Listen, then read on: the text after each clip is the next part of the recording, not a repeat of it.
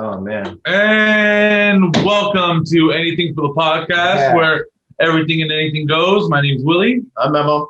And I am Chris. And today we are joined by the Staten Island King himself, the New York Maniac. Are you just the leg random boxing Guido Keto King Steven Mustache? Hello. Here's a fun fact. I'm actually not from New York. Yeah. I probably should have just said that right out of the gate. I'm from Canada. Just assume, buddy. Fuck. Where are you from, Steve? Just like a city like an hour away from Toronto. Wait a minute. Yeah. You're in Canada. I'm in Canada. Wow. Yeah. Damn, dude. We're way off. Yeah. I know. Okay, so look, I was told, because when you first introduced me to who Steve was, I didn't say anything about his locations. I assumed he was East Coast because because of the fucking. I can do the accent pretty well. Dear Diary, can't we just call it long lettuce and ball lettuce? What's with this romaine and iceberg? What am I, the fucking Titanic? Yeah. And you're not the first to just assume that I was from New York. Like a good buddy of mine, Brad, who I do sketches with, he thought the same thing too. Hey Newport, I'm Francis Peter DeLuca. Oh, how you doing? I'm Tommy Peter DeLuca. And we're the owners of DeLuca Brothers Pizza. He's like, oh yeah, so how's New York doing? I'm like, I have no idea. No idea. Check the news. Check the news, bro. I'm not the one to tell you. Yeah. The dudes from History Hyenas, I tell them like 50 times I'm in Canada, but they still think I'm in New York. I would assume that I'm sure that they were just like confused as shit too when you said, nah, I wouldn't know. I wouldn't know about the neighborhoods you're talking about. Yeah. So the correlation between Steve and everyone else is between you and Steve. Yeah. How did you guys find out about each other's existence? Well, and it's funny because Steve and I never had real like conversations. We just knew each other through the History Hyenas podcast with fucking Giannis Pappas and Chris Stefano. Yeah. Dude, fucking love them, dude. And then I think he made a promo for them. How you doing, cuzzies? I'm some scoop with a whole lot of feuds. Here's why I joined a Patreon and why you should too. Number one, we got Chrissy D, aka Chrissy Wellfarts. And even though he's got puffy nips in his pee strips, he's gonna get cracked open and cleaned out. Then we got Yanni Out of Focus Pappas. This kid loves feet, transgenders, and ranted about Greece. But make no mistake, he's gonna get punched through. Yeah. And that shit was funny as hell, dude. You've made at least 2 or 3 now for them, right? I've made 3 for him now, yeah. Yeah, 3 for them. I think 1 for just Yanni, right? Like one was just for his like Yanni talks or Yanni long days. I will be. I haven't done one yet, but I will be doing one. Oh, okay, yeah. So yeah, that's how. Like I think he followed me on Instagram after that, and then I started looking at all his fucking videos, dude, and they're fucking hilarious. Like his impression is so funny. What's up, you fat fucking slut? It's me, Helmut Stinder. My name's Dino, and this is what I do in a dog. Oh, internet! Welcome to Dom's Diary. The pain, the torture, the trauma, it's real. Hi, my name is Pink Ashby, and this is my brother Rex. He's been everywhere. And I've always loved impressions. Like that's one of my favorite things about comedy. Like a lot of people kind of just like brush that off now because they're like, all right, we got Saturday Night Live, we had back in the day Mad TV and all that shit. But like, dude, like that's where I go. Like that's one of my like my favorit parts of comedy. It just blows my mind now that like I know that Steve's not from New York. And like he's just a floating maple leaf in the internet. And now like it makes it that much funnier because he's making fun of American Italian culture, but he's from Canada. Yeah, I'm not even Italian either. I'm Portuguese, so it's like. Oh my god! We're gonna go down this wormhole today, okay? Yeah. Podcast is over, man. Shit, man. Well, but well then, what I want to know is, so Steve, when did you start really being like trying to put your stuff out there on the internet? Like, how recent has that been? Recent? Or have you been doing it for a minute? Kind of. I mean, Okay. there's a long and a short story, and I don't know which one you want to hear, but We got time, man. We got time. We just started. So here's another fun thing. Steve Mustache was actually a sketch group that started in like 2004, like before there was YouTube and Twitter was a big thing, and we had a huge following. One of our sketches became like some video game meme and like the early days of the internet. I don't know if you guys are familiar with the what the fuck boom. What the fuck?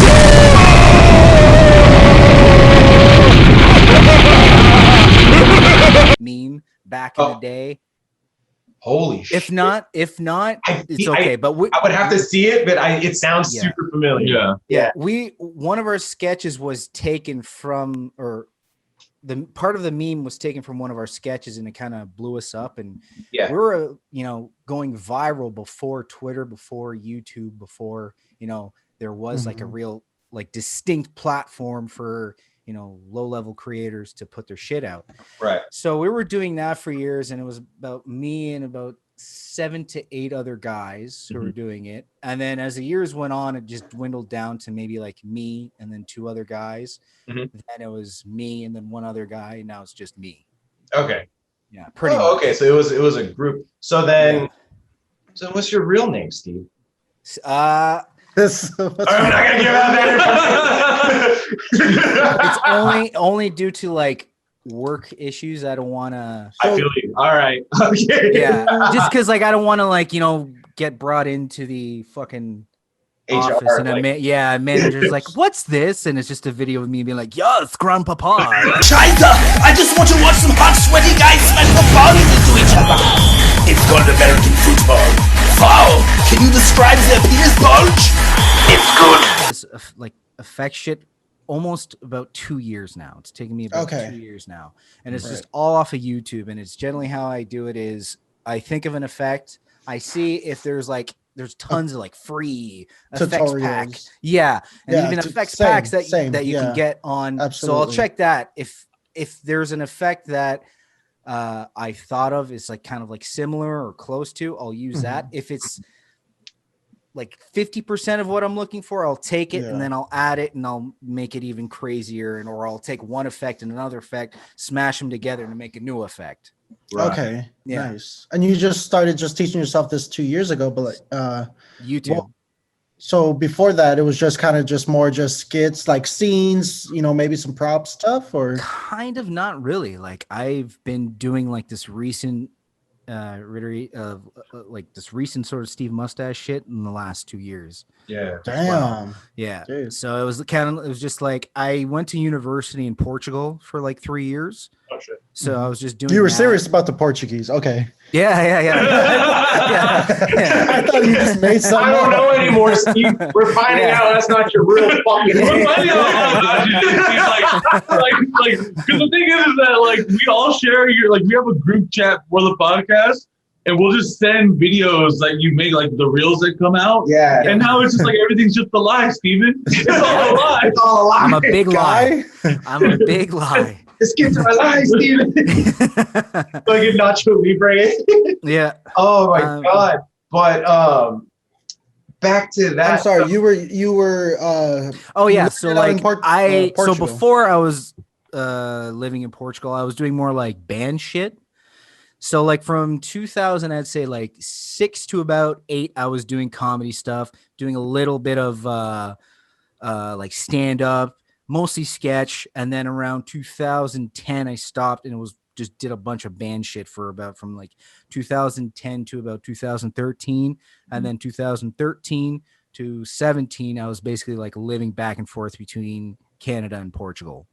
Oh wow. And so I wasn't doing really anything creative in that time, and then I moved back here to Canada for good. And then like after work I would just have so much free time.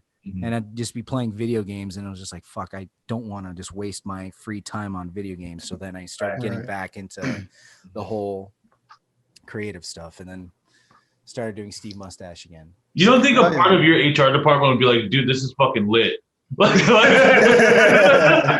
I mean, there might be one or two, but I mean, we live in an age of you do a fart joke and that's like cultural appropriation for somewhere. Right. So someone might get offended. So it's like, I don't know.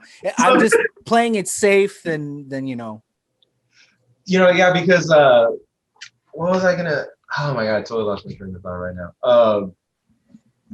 Oh my god, someone take over. So yeah, okay. So like you're looking from the outside to America right now. Mm-hmm. Damn, because like we're fucked over here. I thought like we were all unified in fuckness. Like, because that was the first thing I was gonna ask you. I was like, how's New York going? Because it's just getting bad over there. Here's the thing: Canadians like to sort of like act like we're smarter, we're more accepting than Americans, but I mean, we're just as crazy, we're just as dumb, we're just as racist, especially in Southern Ontario where I live. There's really no difference between Southern Ontario and Michigan, for instance, like New York, like those northern states, those bordering states, they're pretty much the same sort of culture, people and everything. So like, yes, it's, America's burning for sure. I can't deny that. It's crazy. But I mean, we have our own problems too. So yeah. Yeah. Oh man. So do you have do you do a Canadian persona too? Or is that's just normal? That's just me on a daily. I mean, I do, but I feel like there, I don't know if it'll hit as hard as, an Italian, Yeah. And, yeah. As a Canadian, I kind of feel hack doing a Canadian. Like, That's fuck yeah, about there. How about? Okay, so like the Italian thing. Okay. Where the fuck did the Italian thing come from? Like, were you watching Goodfellas one day, or like The Sopranos, and you're like, dude, this is shit? Yeah. I mean, it's just an easy impression to do. I mean, talk about being hack. I mean, that's kind of hack. I should be talking, but Dear diary, I had another dream. Guy, they're killing our fucking cuisine. Pineapple pizza is just a tip of the iceberg. You want to hear more of this fucking nonsense? Hamburger pizza, spaghetti taco, vegan mozzarella. Oh, you think that's bad? People take spaghetti and break it in fucking half. Right. It's just they're the funniest culture to Dude, they're one of the last ones that you can really do an impression or crack a joke all about. in. You could do Italians or the French, Yeah. Italians or the French. Talk about how much they smell, dude, and it's like everyone's like, oh, okay. I always go back to that funny. Kung Pao Enter the Fist. It's fucking the aliens are Canadian, French Canadian. They're French. They're French. Like stinky bits and all, baby. I don't believe that's how the French are. That was just reference to the movie. I mean, the French Canadians are probably the rudest people Terrence and that I've ever experienced. Like, I've traveled a whole lot, and even like people in Paris, you'd be surprised. They're actually very friendly. They're not that snooty. They're not that snobby. I don't know if you've guys been there, but they're actually pretty chill. People from Quebec City, Montreal, those people are fucking assholes. No, and those are the cities that people talk about in America that they want to visit. Yeah. Like Montreal. Quebec City, those cities are like little European cities in North America. So it kind of makes sense. It's an easy trip. Food's good. Yeah. I mean, you'll get enough of a cultural experience where it's like, ooh, I'm traveling. So yeah, damn. The only thing that I really connect myself to as Canadian, well now Steve, but Trailer Park Boys. Oh yeah, TPP.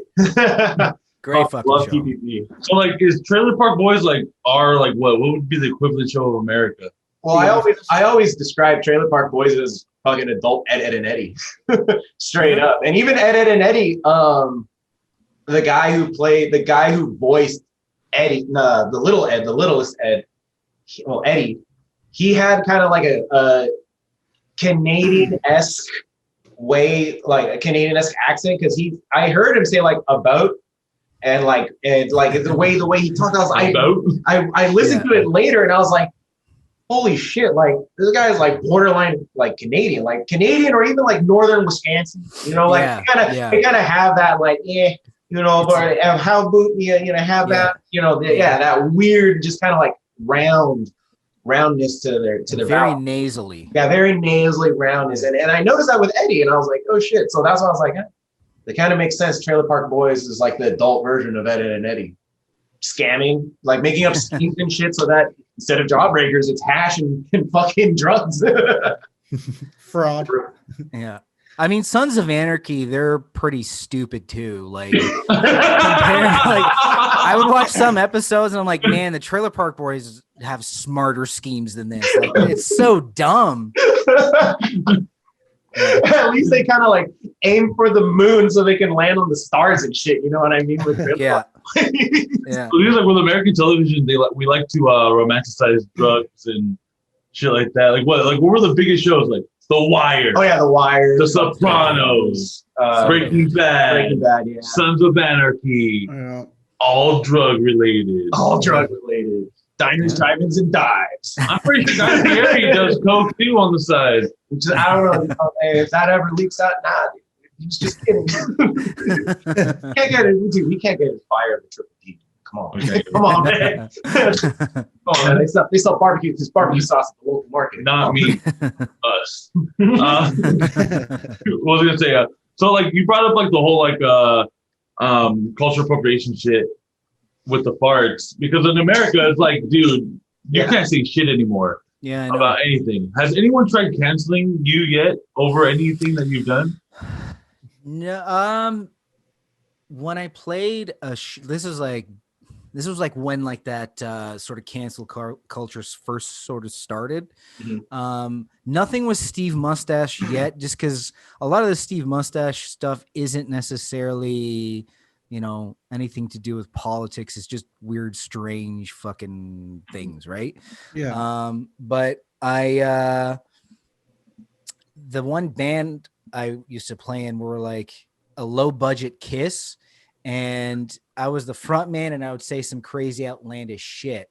Okay. And like right before a song, we would never have like pauses in between songs where we were like, the guy would be like, all right, this song I wrote on a stormy night. And I just do like one or two lines and then kick into the song. So one of the two lines is, we're going to fuck you in the ass. Something like that. Something to do with ass rape. Something like that. And then afterwards, you didn't say it wasn't consensual though. No. Yeah, exactly. I just made a mission statement. That's it. Yeah, exactly. And then some guy came up, like typical, like nose ring, tattoos all over. He's like, do you think that was funny? And he was just like ranting at me, wanted to fight me. So far, that's the closest thing I've ever experienced myself. But like, I have really good friends. Some of my best friends are stand-ups in Toronto. And I mean, some of their stories of what they have to deal with sometimes during some shows, or what their friends had to deal with. Some things in like the Toronto comedy scene that is like going on right now is it just makes your fucking eyes roll out of the back of your head. So, I mean, personally, I haven't experienced myself, but like I've had friends and, you know, people in my group of friends who have had some sort of canceling or attempted cancel. Yeah, I'm waiting for the day where like I wake up and like Twitter's blowing up because like they found that 1 10-second clip in one of our podcasts. Yeah. Hey, we do our best to not have those. It's like dude, clips. Whoever hacks into our Google Drive, like we're fucked. No, I make sure none of the bad shit's on there. But if someone gets my fucking hard drive, different story. My actual physical one, it's got an archive of just bullshit. There's like I think there's 2 podcasts or 3 podcasts that like I had to cut out a good like 20-30 minutes out of, just because we're just like it went a little off the rails. It was 2005 humor that would have survived, but not in fucking 2020. Well, I mean, I legitimately thought that the dog story would have gotten us definitely. Well, you're not kink shaming, essentially. All right, so Steve, do you know who Jenna the puppy girl is? Who? Good. Jenna, did you say Jenna the puppy girl? Yeah. No, I have no idea who Jenna is. Okay, well, get ready. Oh, God. All right. I wish we could make our background like a dog or something, you know? No. Stop. So Jenna the puppy girl Two dogs humping. is this girl who acts like a dog because it sexually gets her off. Yeah, Horny Vision 2040. But she will walk into a fucking Starbucks or any just shop on all fours, tongue hanging out, panting and shit. And like people will have to tell her owner or like her guy or whoever she's with at the time, like, guys, like, come on, dude, like act like a fucking person, like act normal and shit. Yeah. And then, it's the craziest shit. And then of course she has an OnlyFans and all that shit. So that just soared into like many realms of just disturbing and crazy shit. So like, I went through like a similar type of deal. And like, I never wanted to talk about it. Yeah, I never wanted to talk about it until Matt and Shane had her on their podcast. Yeah, Matt and Shane their podcast. So when you say you had a similar kind of deal, you were acting like a dog and walking. Fucking Steve. So okay, all right, let's do this again. So I used to live in Anaheim, which is like where Disneyland and shit is out here in California. And I met this girl at a bar and we talked for a while, actually. I lived up there for a while. And she invited me over. And we go into her room and I didn't see no dogs in the house at all. There were no puppies. All right. It didn't smell like a dog. We went through this already, dude. We didn't smell like a dog. Just try to. There were no dog hairs. Like there were no like pee pads. Nothing. Kibbles and bits. Above her bed, she had like a drilling mantle, and she had like different collars, like dog collars. Okay, sounds great. He's Oh my god! Sounds like a wild time. So she, look, I'm not one to kink shame. Okay, we've all done our fair share of nasty shit that we're not ever going to talk about. I kind of draw the line at you picking out a collar for me, putting it on, and telling me to bark. Oh. Sounds like a great horny time. And did you bark, big man? Dude,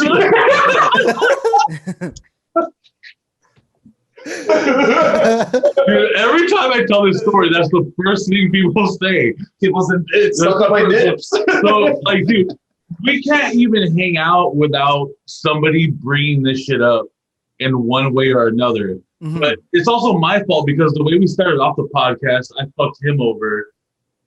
And no one let him live that shit down for months. But we'll get into that right now since we're the Horny Vision 2040.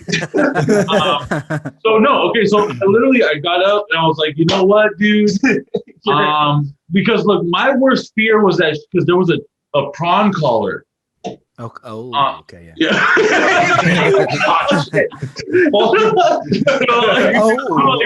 like, what if I do something bad and like she puts the prawn collar on me? Yeah. And that shit like goes into my jugular and I'm fucking dead because some bitch wanted me to bark. Tighter and tighter, this fucking thing again. So I was like, all right, I'm out. Peace. I get back home and my cousin opens the door. And he's like, dude, you look more stressed than when you left. Like, what happened? I don't want to talk about it. He saved it for the podcast. I never really told anyone that story until, like, I think we were just sitting down because, like, I was like, I had this story. And then we had to go to break because, like, we talked about it. We were just like, yeah, just say it. Yeah, just say it. Just let's go. Yeah.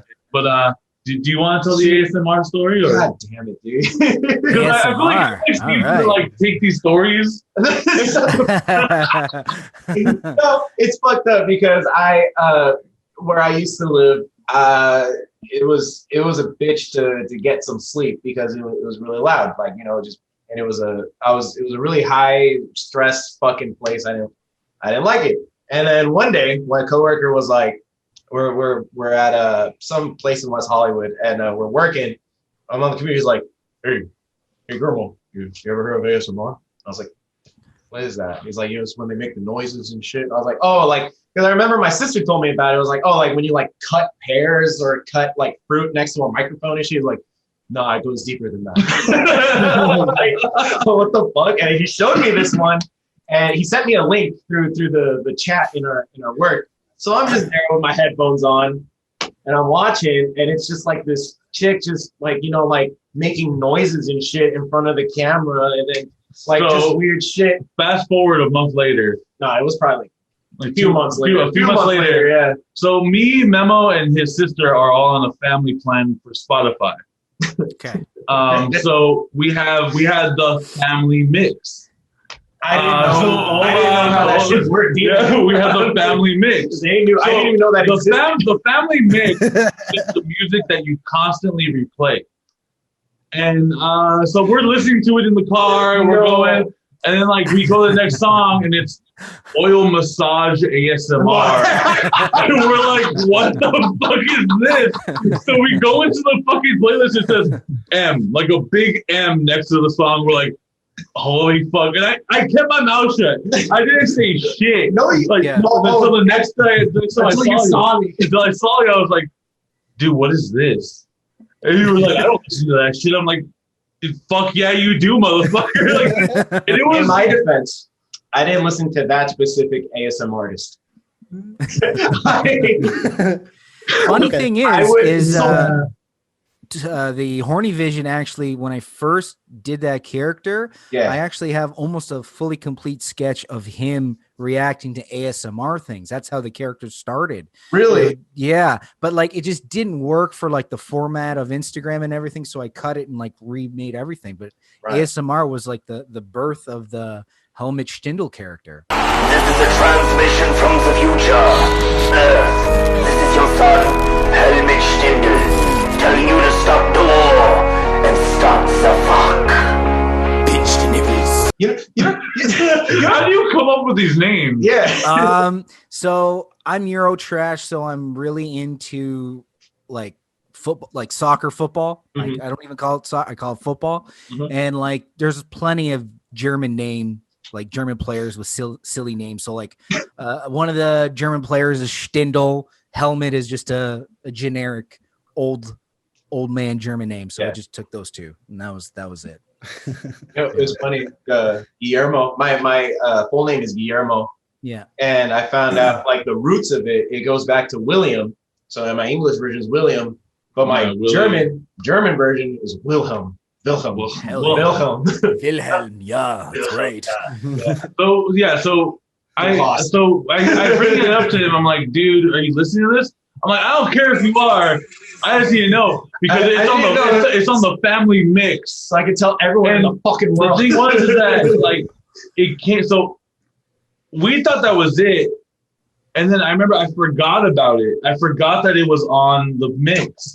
I forgot it was on the mix. So I'm outside my house working on something, and I have my phone plugged into the speaker.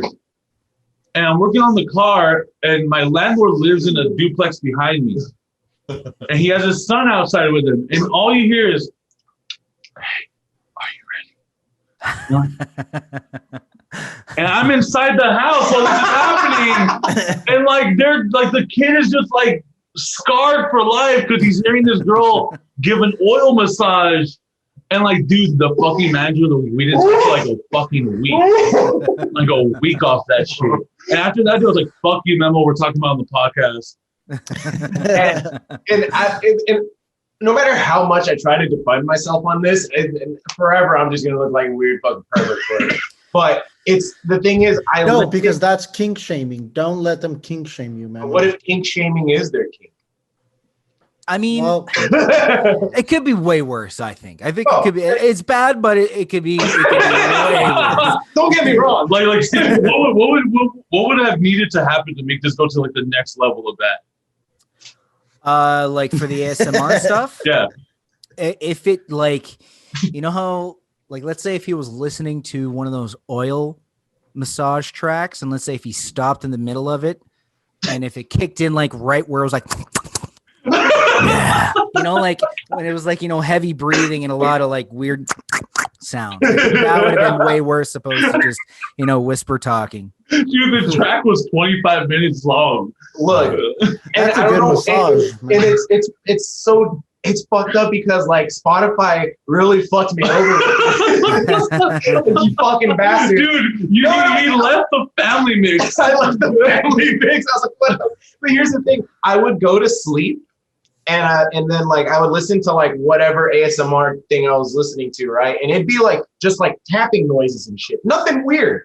And then it would, instead of hitting, how Spotify or most players have that replay the album option? I didn't have that fucking turned on. So it takes you to, oh, you might like this. Oh, you might like that. And then it would throw all the weirdest fucking ASMR shit on there. And that ended up on the fucking family plan because I'd be asleep and the thing is, dude, for 4 hours. It's playing over and over again anything that they want me to listen to. And the thing is, dude, the family mix had some fucking bangers on it. It was an actually really good playlist. Yeah, some shit that I had on there was not ASMR, and it was fucking. No, there's only like one ASMR track in there, and then I left and pulled everything. Dude, so it's just me and the sister in the car, and she's driving, and all we hear is this shit come up, and like we're at a stop sign, and we look at each other, and we're like. And we're like, okay, and then we press skip to the next song. Not really much better. West End Girls. Oh shit! Oh my god! But yeah, so yeah, we're all fucking perverts. No one's safe.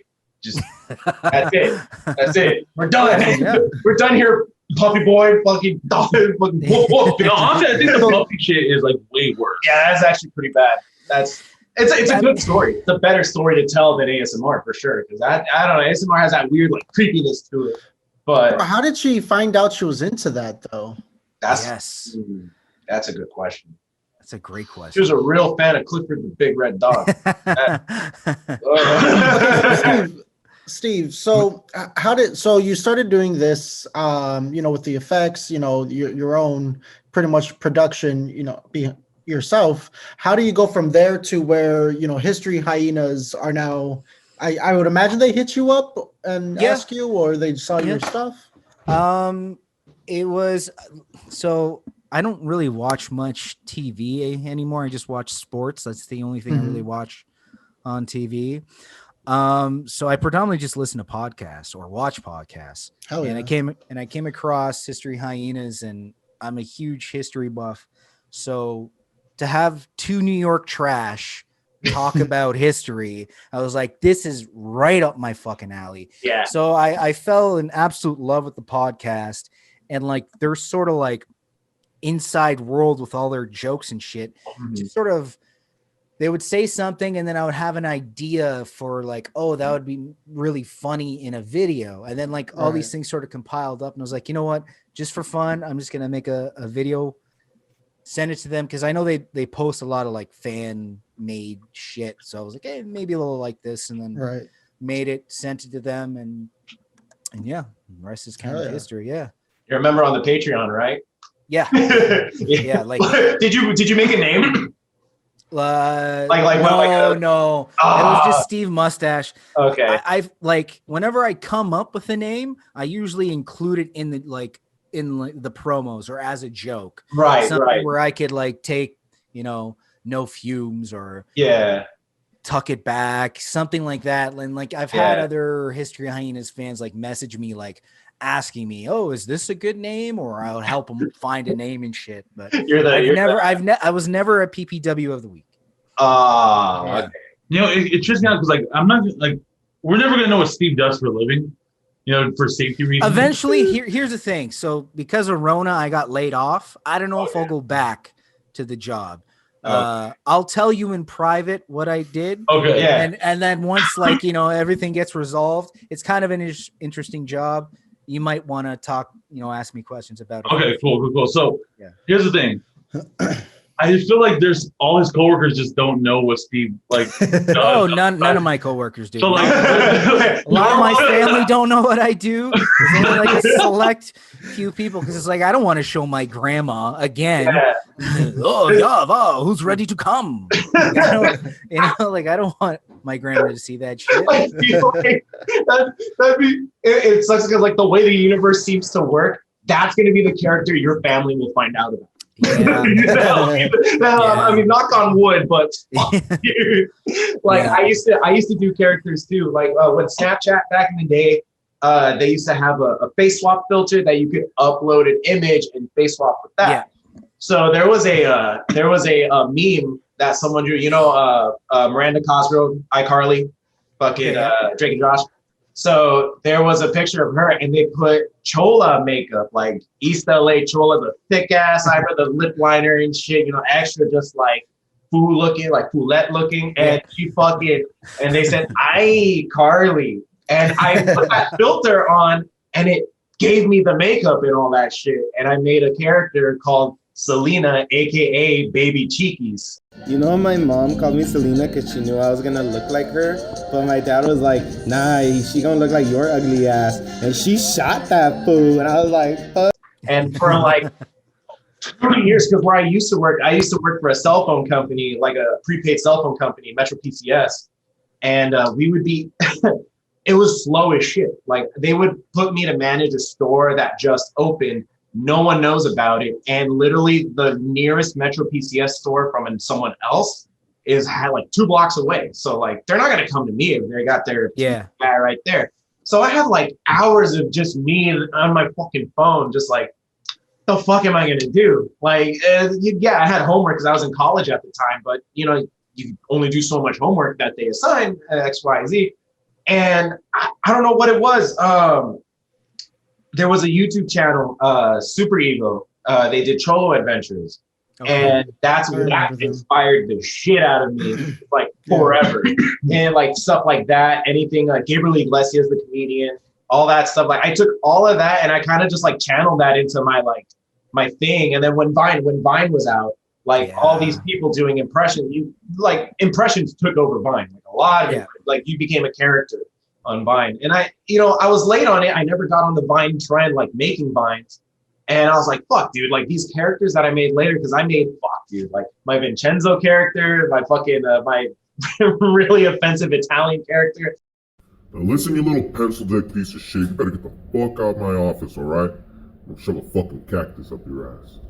I had a whole family of fucking guys that were like the Italians, the stereotypical Italians, the Bellasquano family. They owned a sausage shop.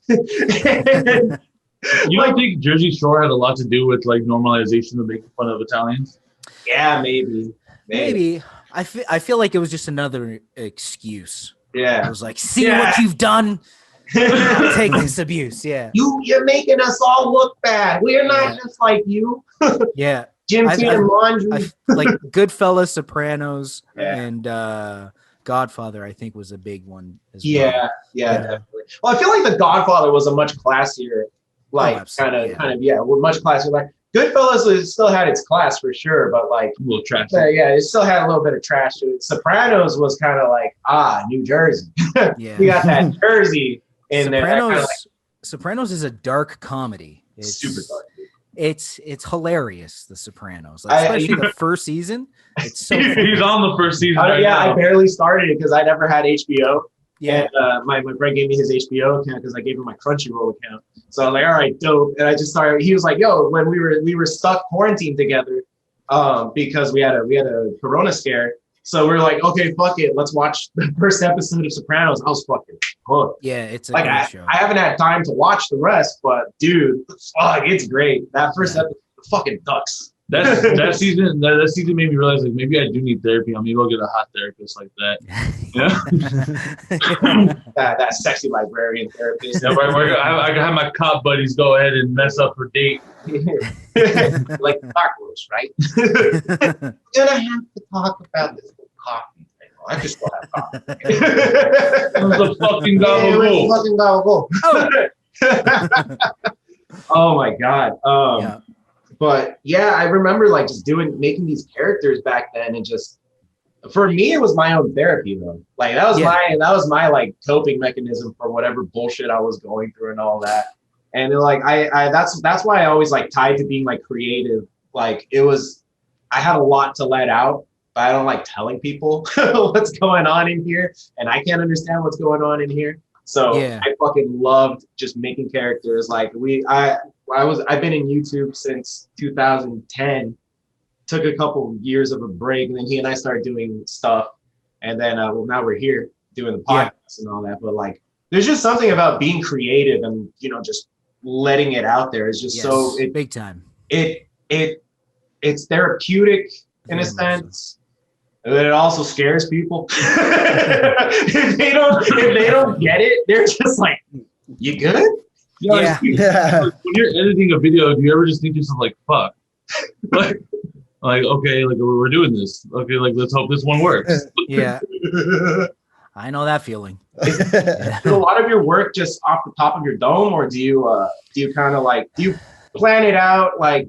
Or you write it down one day and then like, okay, I'm gonna try it like this. Yeah, so like usually I don't really write stuff down just because I feel like a lot of the nuances I kind of miss because I don't describe it well enough. Right. So I usually just do like my phone is filled with voice memos of just so I might come up with like one line and that one line will spawn a whole sketch.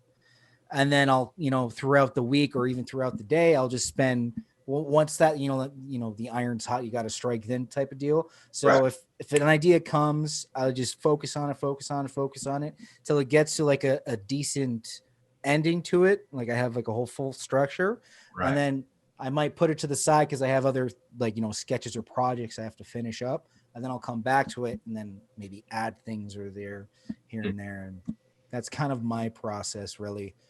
Yeah. Fuck, I still can't believe I thought fucking Steve lived in New York for like almost a year. Listen, a lot of people think it, so. Yeah.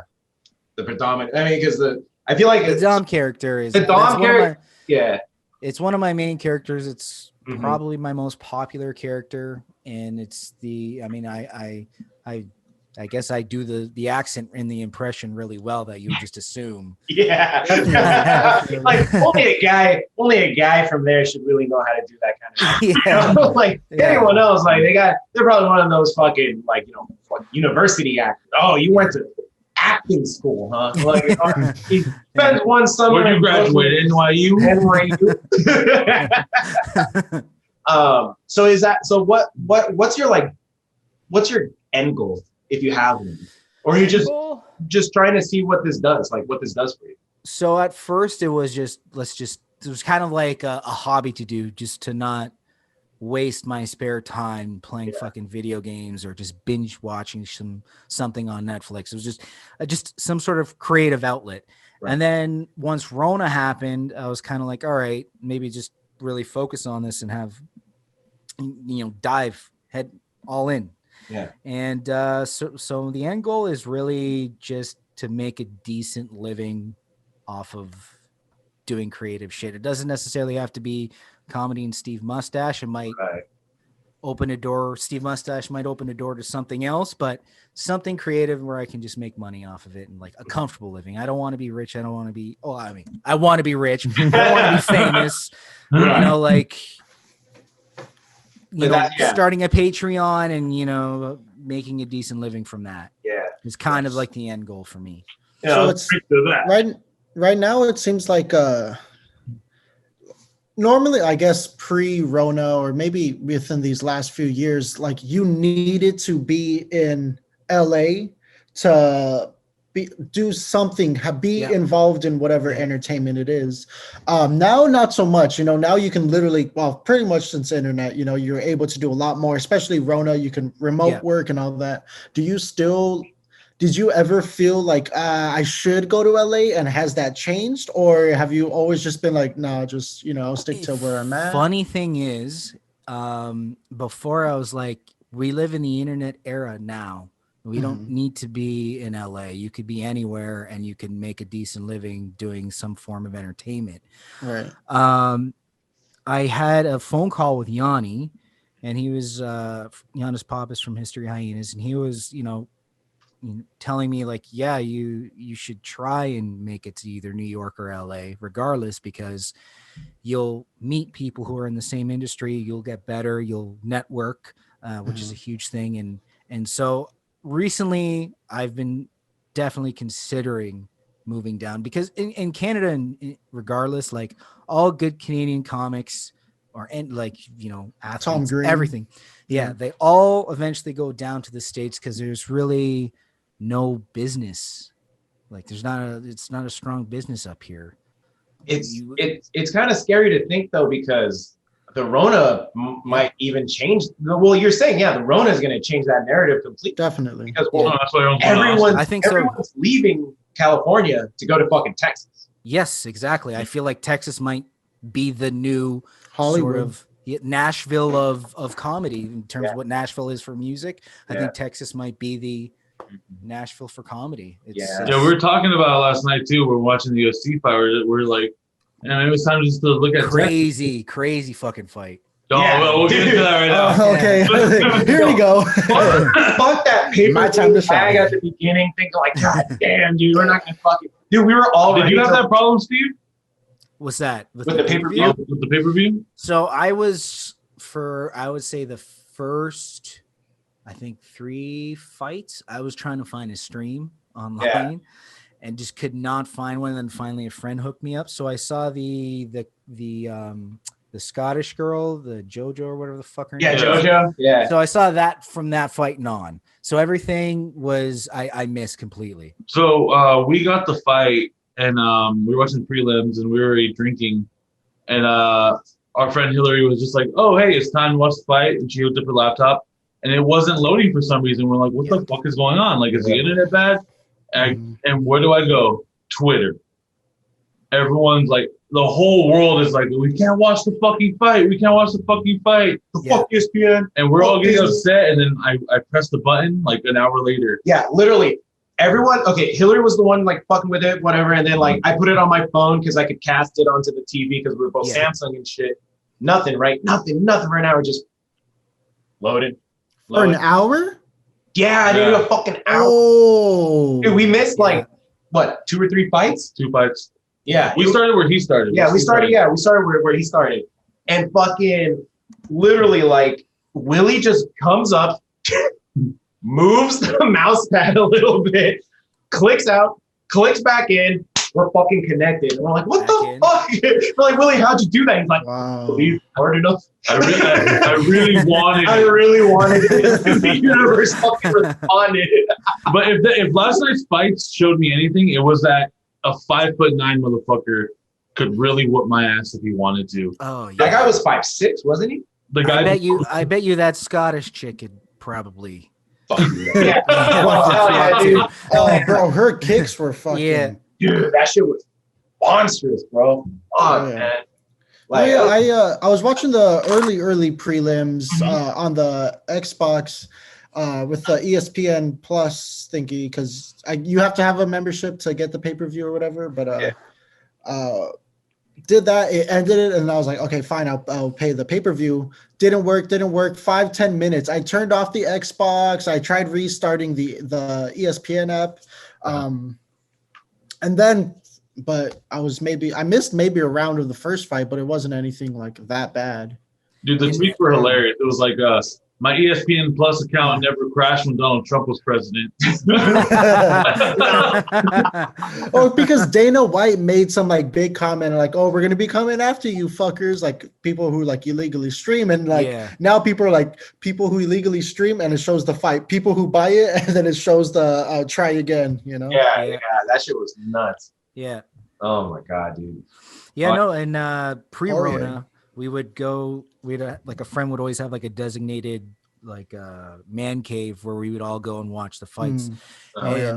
We don't have the ESPN like app. We have I think it's just called Fight Pass, the UFC Fight Pass. Oh yeah. But I think it broadcasts through ESPN, but it's the same thing. It's it's a crapshoot if it's gonna work or not. I legitimately thought that Steve was about to tell us that about a fight club he was a part of. Well, I mean, the first rule of a fight club is you don't talk about it. So Joke's on you, bud. Joke's on you. No, man, that was no. But the last night's fights were fucking. Fucking the McGregor fight, dude. Like that ending was just like, fuck, man. And the So memes happy that for came out of Poirier. it was just perfect, dude. Fuck it. And then Jake Paul's like, ah, it's $10,000 now. It's not $50 million. Let's do 10,000. Fucking Jake Paul, dude. What a bitch. Man, It we set got- McGregor back. Huh? It definitely set McGregor back, but Yeah. it's hard to like stay motivated when you have 100 million. You know, you're fighting for 5 million when you have 100 million in the bank. Yeah, It's it's like, like, eh. I mean, I But whatever. guess it's for the love of the fight. I don't know if Fight. I don't know if Khabib like cares enough to fight Poirier. I think there's only one fight that Khabib would go back for. and GSP. Exactly. I think that's Hell it. yeah. That's the one I'll pay Yeah, for. Fuck that, dude. 100%. There's only one fight right now I really care about. What's that? The third Diaz and McGregor fight. That's all I want. Oh, he might go back for that because that'd be huge bank Yeah. for sure. Yeah, because Bank. how did the last fight? When is the other Diaz well, coming back? Is Nick, it like Nick's been allowed to come back. He just oh, doesn't. so they're just waiting for a good fighter opponent? They're never gonna give Nick a fight again. Damn. He's not suspended anymore, but I don't think they'd ever give him a fight. Yeah, because I think he demands too much money Oh for shit. them. Stockton. Fucking Stockton. Stockton, motherfucker. So are you guys like from LA? Like originally always? Yeah, pretty much. I'm actually Scandinavian. Oh wow. No, we're really in New York right now. We're in New York. Joke's on you, tough guy. Who's the master of fucking illusions now? No, yeah, I'm from. Right now we're in. Well, I'm in Burbank, which is like right now. I was gonna explain. Yeah, of course. Come on. Yeah, like I live. All the studios that you think like are Hollywood, they're actually right here in Burbank, like In the Disney, suburbs. and all that shit. MSN, fucking NBC, all that shit. We're all right here. They filmed the Ellen DeGeneres show here. Yeah, like out here. Okay. Bitch. Yeah. I live in the porn capital of the world, Van Nuys, yeah. California. Oh, it's Chatsworth. No, Van Nuys is a Van lot of Nuys? porn. All right. Yeah. Yeah. So yeah, well, most of the shit you see on Pornhub that wasn't taken down from the from that verification sweep. Yeah. Shout out here. Shout out by Nice. where he lives. Nice. And then Chris. Well, Chris. I'm originally from Burbank, but then I moved like 20, 30 minutes like east for school. And Okay, then now I'm trying to move back because I'm finished. I'm like, there's nothing for me out here. But yeah, we're all part of the LA County fucking rats and shit. But yeah. That's awesome. Have you ever been, Steve? Have you ever been out here? No, I've been to New York. I've been to Vegas, Florida. I haven't been to LA, but once Rona Clears up. kind of clears up, or at least like travel restrictions clear up, I'm definitely gonna head down. You ain't missing out, bro. Yeah. You're you're not gonna be able to enjoy what LA Enjoy, like, should be until okay, maybe yeah. like 3 years from now. Yeah. like once everything is Well, like what is there to do? Like, I mean, you know, like, what is he gonna miss out on? First of all, Okay. Before you assault us like that. let me explain myself. Okay, dude, I worked Go to the beach. Like, well, no, like there's like cocaine, there's like little Tokyo, there's heroin if he wants to do it. I'm sure that's in All of it, dude. All of Our it. money isn't made out of plastic here, so he could roll it up easier. there's sales tax. Well, I mean, like this, like I don't know, like I think honestly, he'd be missing out like on the bar life, like the nightlife. Yeah. yeah, that's true. Yeah. Like imagine Steve going out dressed as horny. Bro, bar hopping in downtown LA with like rooftop bars and shit. That's all right. Come down to LA, bro. Yeah. Come on. But Now, it's what not- should I do? but it's Let us know when you're down here, and we'll take you around town. Hell yeah, pimp. Take Absolutely. you to the Hollywood Walk of Fame and show you every dead actor that's on there and make a story about him. That What's like the food of LA? So like New York is affiliated Bacon with, wrapped like, hot pizza. dogs. bacon wrapped Here's hot dogs. hot dogs. So Bacon bacon wrapped hot hot dogs. Yeah. So, Really? so there's like probably depending on where you are in LA County, because the thing is, LA County is ridiculously big. Yeah. So in LA County, you have downtown, you have like East LA, West LA, South LA, and then you also have the San Fernando Valley, which is where we stay. Yeah. So we're over the mountain of LA, right? Yeah. Okay. But then you have the Inland Empire, which is the other mountain, which goes into the high deserts. So if you really drove from one side to the other, it'd take you about 4 hours. Yeah. To do. Shit. Like that's how big this shit is. Yeah, that's how big LA. But is. everyone and their mama, if you walk at least 2-3 blocks in the right direction, you'll run into a bacon wrapped hot dog lady. And how you construct this magnificent specimen, magnificent. I like the way you're saying it. Just keep it. It's fucking delicious. It's fucking delicious. So what they do is, Jesus Christ. it's literally you walk up to a hot plate. Yeah. And they have a mountain of peppers and a mountain of onions, and then it's the hot dog wrapped in bacon, and then they're steaming the buns on top of the peppers. Yeah. They take the bun, hot dog in, Wrapped in bacon. Yeah, wrapped in bacon. Peppers in, onions in, and then mayo, mustard, and ketchup just slathered on top. Yeah. Hang on, but that's like street food. Don't expect like a gourmet like restaurant. Okay, Usually, that's like LA that's the street best. food. That's the No, best. but what's fucked up is there's gourmet fucking restaurants remaking that shit and selling it for like $30 a fucking Doghouse. Like, what are you doing? But then if we want to talk street food, Tacos are pretty good. are actually, yeah, get some bomb tacos. people sell corn that they washed in the bathtub. Yeah. Like you're You're not selling it. Why would you say that? Why would he eat that now? I know. I gotta Why take would a you risk. pitch it as that? It's appetizing to an Angelino. What they do is right. They dunk the corn in the toilet and then they scrub it underneath the seat, bro. It's so good. So You know, good. I love it. before I woke up this morning because Richard was asking me about who we had on. Yeah. And like I was like, oh yeah, and, like, he's from the East Coast, like New York. I'm like, I'm pretty sure he's from New York. And like that was the thing. The first thing I was gonna ask you was, what's the deal with the bacon, egg, and cheese? Oh, but yeah. He's like, I don't know. It's poutine over here, bud. Yes. It's fucking good. The bacon, egg, and cheese. Come on. Come on. So what about you guys out over there in Ontario? Well, what's your food out there? Ontario doesn't really have like a thing, really. It's mostly most of like the true Canadian culture is like in New Brunswick, like out east, like on the coastal provinces, and Quebec. Like they have poutine, which is just gravy cheese. Yeah, it's just cheese, gravy, fries. Cheese and, burgers, dude. I mean, it's good. It's decent, but I'm not crazy about it.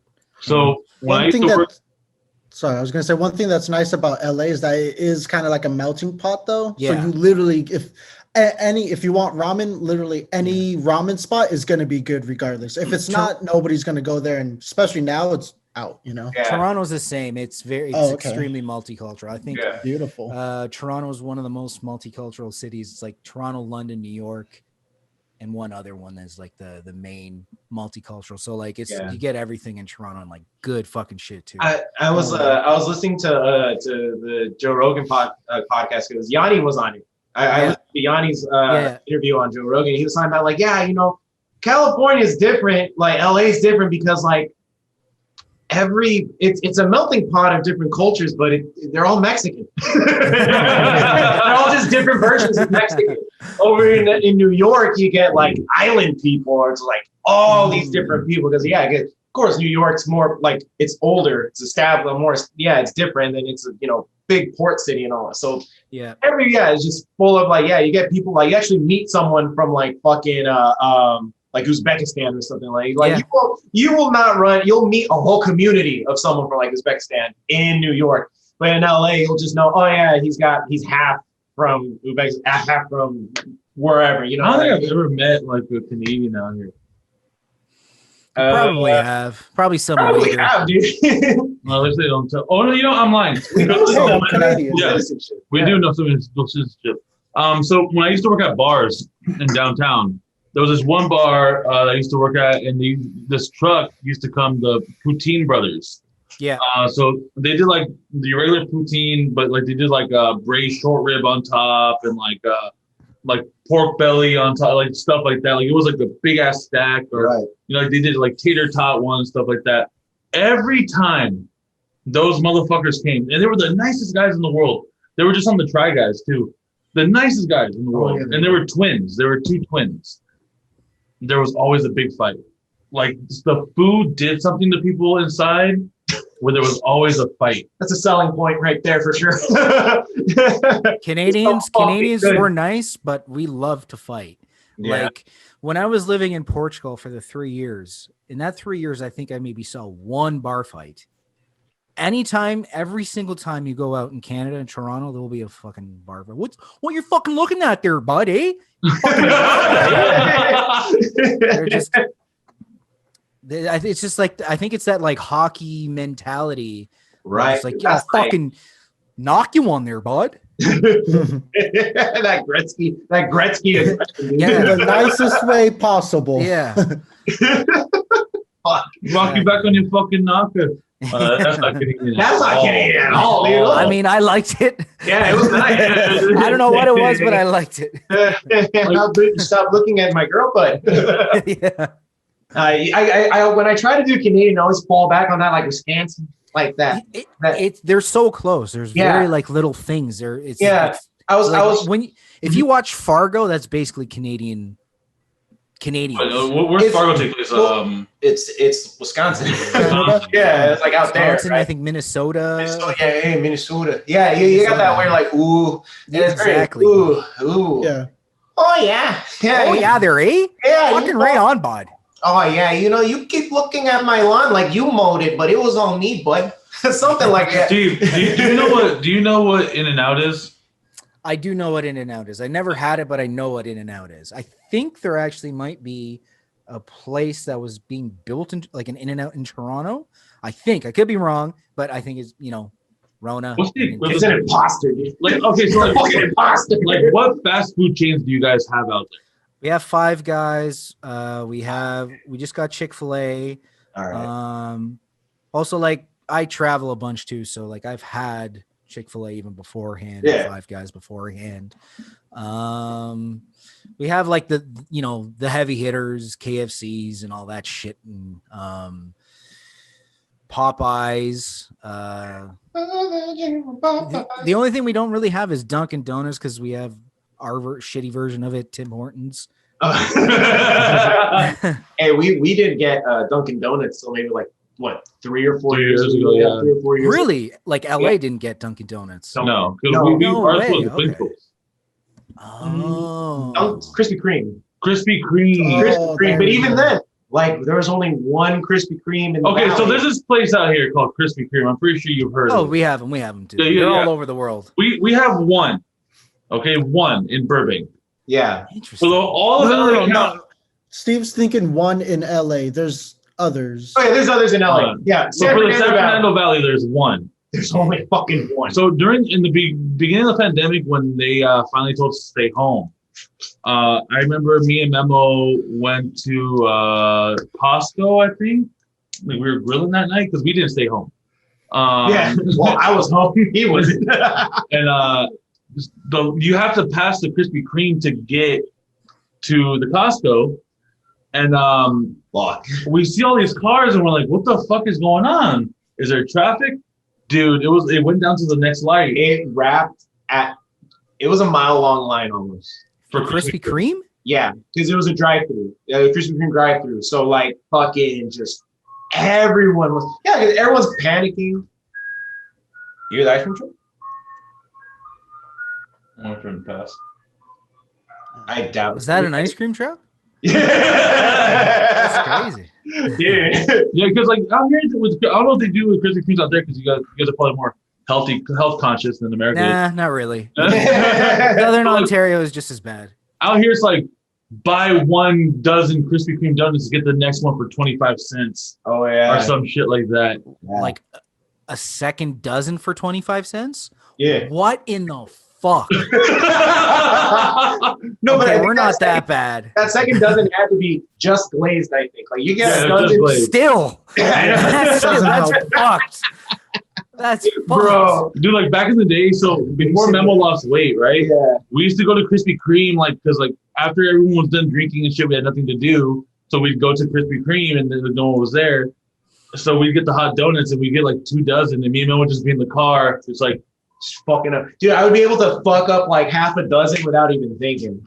Dude, but now I look at a Jesus Krispy Kreme Christ. donut, bro, and like maybe it's just because I'm like my diabetes is kicking in or something. I don't know, but like What? yeah, dude, like when You have diabetes? when I look at a fucking Krispy Kreme donut now, it's just like all I see is just like you just feel your blood I just sugar feel just it, like dude. I'm just cringe, like, and you're just no. like, oh, your I know fingers how you just feel. like, nah, dude, don't do it. Don't fucking do it. It could just be age too, because like there's certain things I Yeah. can't eat anymore. It just fucks me up. Like what? Any fast food, I enjoy it as I eat it. As soon as I'm finished, I fucking just feel like a giant bag of shit. Like my body just cannot digest it properly. You know So, what? like That I was- never really eat fast food anymore. Yeah. Dude, that was me and fucking Tommy's when we had Tommy's. They're like, it's chili cheeseburgers, chili cheese fries, just fucking like, and a chili cheese tamale. Like, do you know what Tommy's is? Yeah. Do you have any idea? No, but it sounds like the most fucking New York thing ever. It's- Yeah, Tommy's- guy, when I was at fucking Tommy's, So Tommy's is like an LA staple. Like it was the thing in LA before In-N-Out. Okay. And yeah. hey, ask him to pass up a bomb pop. And it was like the thing in LA before In-N-Out. Hey, And guys, can you throw me a fucking chocolate chip sandwich cookie? Thanks. so their menu consists of a tamale with chili cheese on top of it, with pickles and Onion, tomato. and then it ranges from quadruple cheeseburger with layers of chili between each patty, and cheese, and then chili cheese fries, and then you could get all of this amazing food wrapped in a tortilla between the hours of 6 a.m. to 10. Yeah, dude. Oh, the big was breakfast burritos? Dude, their breakfast burrito is so bomb with the hash brown in there.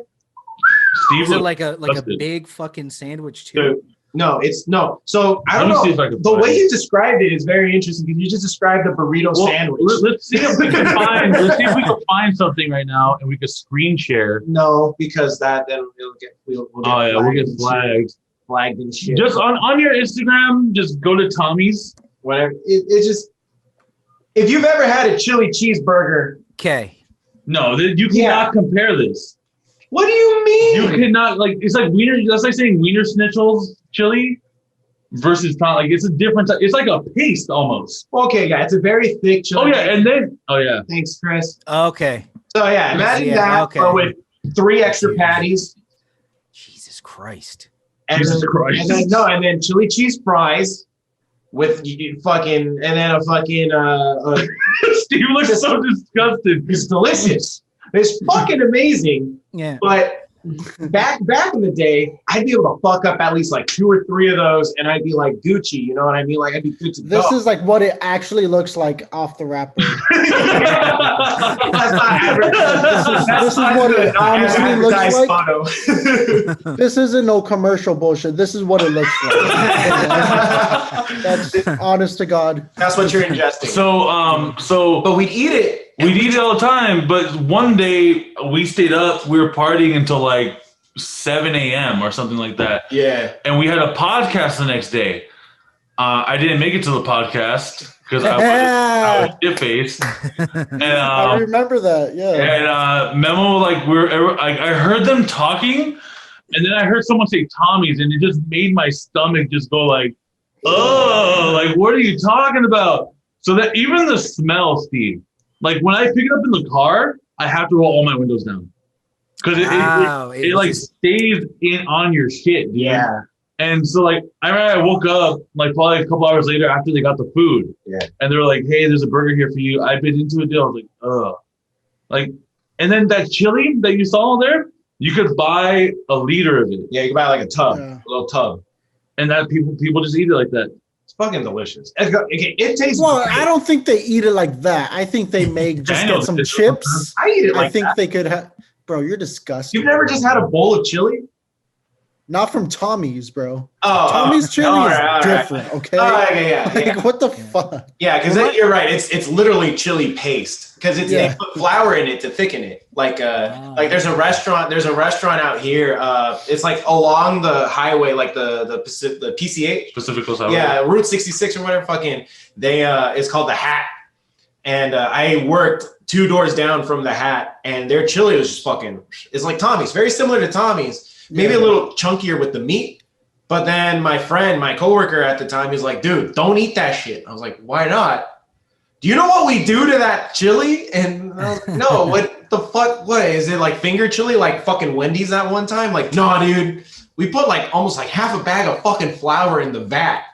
And I was like, so wait, what? He's like, yeah, dude, you're basically eating like chili bread. You're basically eating chili bread and you're just fucking scooping all these extra carbs on top of the fucking dude. Your chili cheese fry order over there, you know the cup holders that have the 4 cup holder that you get like at a drive-thru, cardboard. Yeah. So imagine that completely covered in fries with a stack maybe like 3 inches high of fries, and then just glops of fucking chili and cheese on that shit. And if you are adventurous, you ask for pastrami on top of that bitch, and it is amazing. I mean, it sounds terrifying and amazing at the same time. Yeah, dude. Like, and you also eat a fucking burger with that? Bro, I used to fuck up a double cheeseburger and have half of that with my coworker. Me and my coworker would always split it, but half of that is still maybe like 10 servings of what a normal fucking person should eat. Yeah. Okay, so it's not like a part of the combo. It's like get a Tommy. No. There's no combo. Okay. Yeah, everything's basically like entree sized. Like a small bag of fries, they give you, you know, like a McDonald's or like a normal drive. It's like this big for like a little small fries. So their small fries is one of those in a brown paper bag. They fill that little bag, throw it in there, and then get an extra scoop and just kind of like Five Guys. They give you the bag fries and all that. No, they give you like a full-on just fucking scoop of fries. So you have basically like a McDonald's medium or large fries in a small fries bag in a brown paper bag. It's just grease just dripping down. Yeah. So we in Canada, we pretty much have the same things, but I do notice a difference between portions in the States and in Canada, and even in Europe too. Like the McDonald's in Europe too, it's like you get a little bit less, and you don't get like the fucking gallon drinks of Coke, and it's just like standard, small, medium. That's it. Yeah. Oh, that's your guys' standard out there? I mean, there's large, but there's no more like extra large or super size kind of thing. Like you guys have extra large? Yeah. We have extra large. We had extra large for a minute. Yeah, they got rid of super size. Yeah, I think extra large was just super size. Like, yeah, whatever that giant, massive, like fucking gallon fries that McDonald's used to. We don't have that anymore. It's so weird that they used to have like a super size. Looking back, like fuck, dude. Yeah, Jesus. It was funny. I didn't watch Super Size Me until like years later, bro. Like years later, and then when I saw it, I was like, "I'm gonna fucking eat McDonald's, dude. What the fuck?" It was like Food Inc. that I didn't want to eat like Panda Express anymore or Wendy's and shit because I saw how they handled the animals. But Super Size Me was just like, this guy's just eating like a fat fuck and not doing anything. Of course you're gonna be fucking you're gonna have artery issues and you're gonna fucking go to the emergency room. I think like the nastiest thing I've ever done with food. I can't wait to hear this. I think like one night I was coming back from work and you know, like I just wanted comfort, you know. I wanted to be loved. Of course. Yeah. It And was beautiful. I saw those golden arches. So I pulled into that drive-through. Oh, is this the continue. I got a double quarter pounder and I looked at them and said, "Is there any way you could put 3 extra patties on that?" Wow. Oh, this is just like your double Western story. And did they do it? They did it. But the reason I did that is because we talked about it in a couple episodes prior to this. We have a place out here called Carl's Jr. Yeah, we have a Carl's Jr. as well. Yeah. Oh, okay, cool. So you are aware what the double Western bacon cheeseburger is? No, I know we have it. Like I said, I don't really eat any fast food, so a double Western bacon cheeseburger is 2 patties, bacon, barbecue sauce, and onion rings. Mm-hmm. I asked them for like 4 extra patties. Yeah. Like something like that. And I'll tell you, Steve, when I've been into that, I felt my arteries. I felt a clogging sensation. Like, but that night too, we still went to the strip club and had like wings and stuff. I wasn't there for that. That was great. That's wow. You guys got wings? How are strip clubs out there? I've been to strip clubs in Vegas. I've been in strip clubs in Europe. Man, I sound like a fucking pervert right now. Okay, Mr. Horny Vision. Yeah. No, now you have to explain this in a German accent. Oh, yes. So many strip clubs, so many tits. I've been to Vegas. I've been to Portugal in particular, and Toronto as well, Niagara Falls. But like Montreal, I say Montreal is probably the best strippers I've ever seen anywhere. The ones in Vegas were frightening. They were like super fucking aggressive and like just plastic, like, you know, like those fucking giant, like Kim Kardashian over gelatinous lips. It was all like done. Come here, honey, you want to dance? It was all like that kind of shit, and just super, yeah, Don't just be super scared. aggressive. The most aggressive, yeah. One time Montreal had the best. One time we went to the strip club in Vegas. It's called Little Darlings, and they were just a bunch of little people. Yes, like I think the thing was like the Little girls, darlings. the girls couldn't weigh over like 120 pounds or something like that. Like that was the gimmick of the place. I don't remember the gimmick. Well, there was a gimmick. There was a gimmick behind it. So we go to Vegas and like the guys have never been to strip club before. So like I needed to find a place that like had low prices to get in. Mm-hmm. You know, because like. So I found Little Darlings. First of all, it's in like this dirt lot. It's like in the warehouse area of and like most strip clubs are, you know. And it's in this dirt lot, and like there's nothing around it. And like as we're pulling up, our Uber driver's like, "You guys sure you guys want to come here? Like, are you guys sure?" And we're like, "Fuck." We're like, "Okay, let's go." We walk up, dude, and everyone like there's just like limos everywhere. And like we're like, all right, cool. Like, let's see what happens. We walk in, and it's like this long hallway, and like it's just like it's the metal detector, long hallway. You don't even see the stage or anything. I was like, is this a fucking strip club? I'm like, so they search us, and we're like, okay, cool, let's go. We walk in, and I see the stage. I see all the girls. I turn around to them, and I look at them like, guys. Do not look at any fucking girl until we sit down. We're getting changed. We're getting drinks. Don't look at anybody. Don't make eye contact. Don't make eye contact. Willie could sense the hunger and the thirst amongst them. Like, oh, we got fresh meat. Well, because it was a slow night. It started off as a slow night. We got there pretty early. Slow, yeah. And we go to the bar and where we are in drinks. And these motherfuckers are purposely taking a long time to get us our change. Oh, so this girl comes up to me like, "Hey, honey," I'm like, "I'm good." like she like walked away. I'm fucking good. Don't worry about it. Don't worry. So we go to there was 2 stages. There was the main stage and then there was a side stage on top. Yeah. We go to the side stage, and you know how like in strip clubs, you know, they have like those rolly chairs. You know? Oh, you could turn. Yeah, like they're not like death chairs, but they're rotating. Yeah. Rotating. Yeah. Like, well, Steve is like imagining office chairs. Yeah. Let me scoot over there. Hey, Jim, can you help me out with this? Yeah, let me just scoot on over there, Janice. Hold on. So it's me, Memo, and our friend Daniel behind us.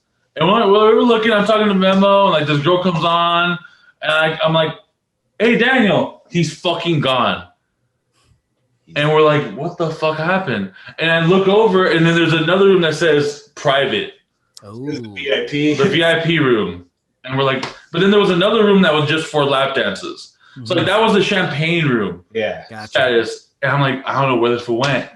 I look back again, the stripper. Again, look, women are beautiful in all shapes and sizes. Hey. Yeah. Okay? I'm no one to judge. Yeah. But fucking shit, dude. Like, holy fuck. Holy He was not C-section scars, dude. like C-section scars, like just like like hard rock tits, like standing up, like just rocks. And like she had like a leather tan going on. Yeah, it was a work. Yeah, kind of like a working in the fields tan. Yeah, and like they're holding hands. I'm like, oh, he's gonna come back.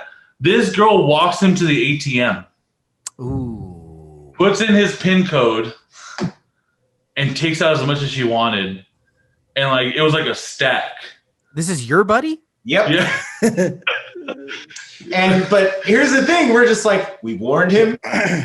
You live and you learn. You live and you learn. We just got to make sure that he just doesn't get in a fight with anyone, or he doesn't, blah, blah, blah. That's what we're there for. But if he's going to fucking lose all his money, that's on him. That's on him. You know what you get into when you walk into a strip. But the thing is, on their way back to the room, he's looking at us like he's fucking Ferris Bueller.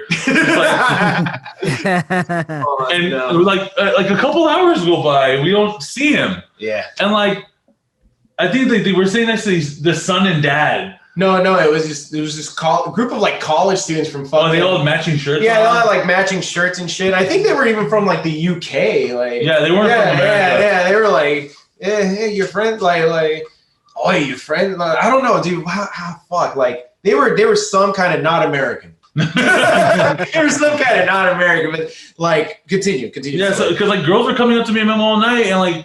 They're coming up to you. They didn't come up to me. The thing is, like, we didn't know where Daniel was, so we weren't about to go vanish into the abyss if we didn't know where our friend was. Yeah. So none of that super bad. At one point, some girl comes up to me and is like, "What are you, a pussy?" And I'm just like, "What the fuck, bitch?" She legit. And then she had a whip on her. No, that was another girl, dude.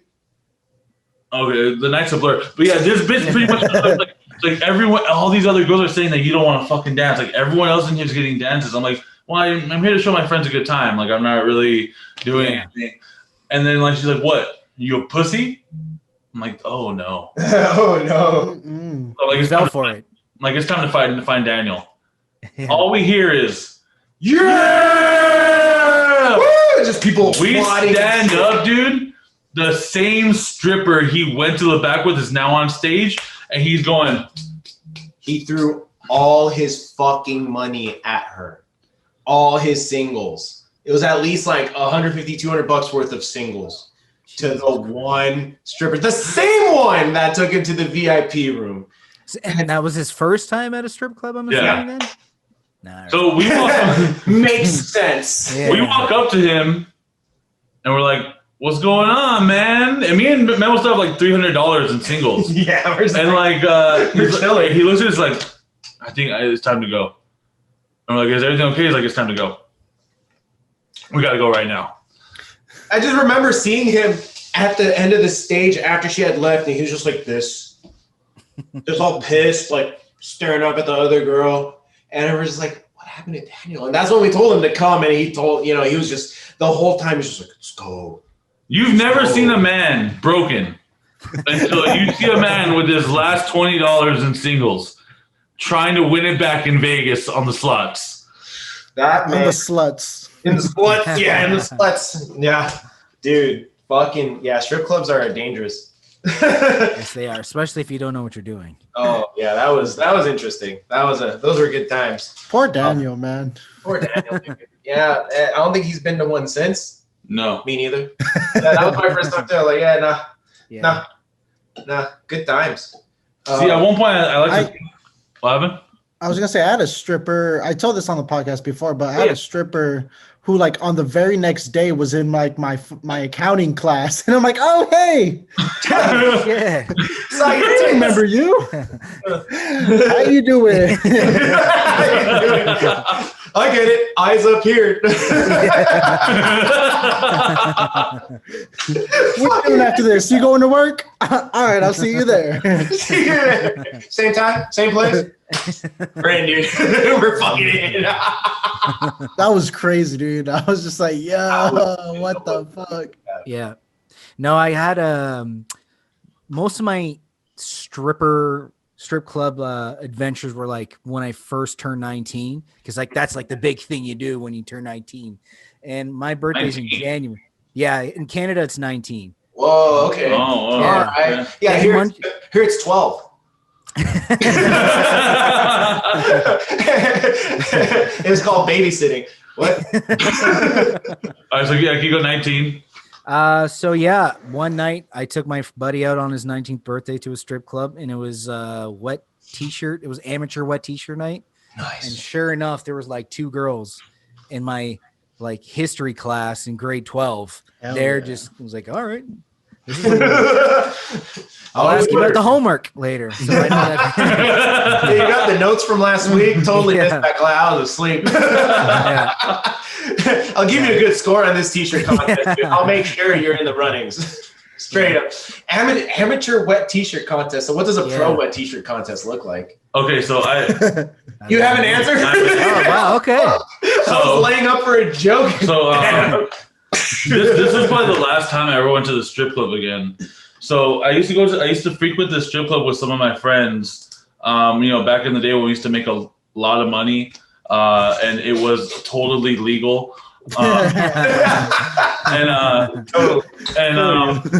And we walk in, and there's a fucking octagon where the stage used to be, and we're like, okay, it still had the sign outside and everything, and we look up, it's wrestle night or something like that.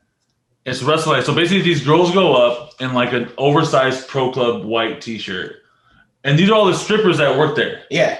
So what happens is they oil the mat. Okay. And they give all the guys 50 seconds, like a minute, to throw in. It's like craps. It's kind of like craps, like you're shooting dice, because they give everyone the time to put money down on the table, and the girls start fighting for those tips. What? And it happens every Wednesday, the first Wednesday of every month at that strip club. And they get down. Like they probably had like "fuck you, Keisha," like during the like you. Like I'm talking like these girls came out like hair done, no nails, like just like they woke up out of bed, and like because you're not gonna do up for getting your hair pulled and shit. That's a professional wet t-shirt contest. Wow, it's kind of sad. That's so dark. That's so. You just see all these women just fight each other for these single bills, man. Yeah, great. It's like, all right, that's some like fucking. Oh my god, that's so bad. So dark. Yeah. Holy shit. Y'all were really just about to laugh at that, man. That's really I don't Good job, guys. Well, is there like I stayed for a couple rounds. Yeah. Of course. And then you dangled some money on them and they both have to jump up for it. Let me rephrase. So they give them the headgear. Oh, it's not just bare knuckle boxing shit. So they give them headgear. Does not help at all. Really doesn't. You still get fucking punch drunk from that shit. Jesus. But but the thing is like at the end of it all, they're going around there collecting the money. And it's always just like fucking just a big bag of fucking money. And the place is pretty big too. So like everyone, it's kind of, you guys ever see Requiem for a Dream? No. Okay, yeah.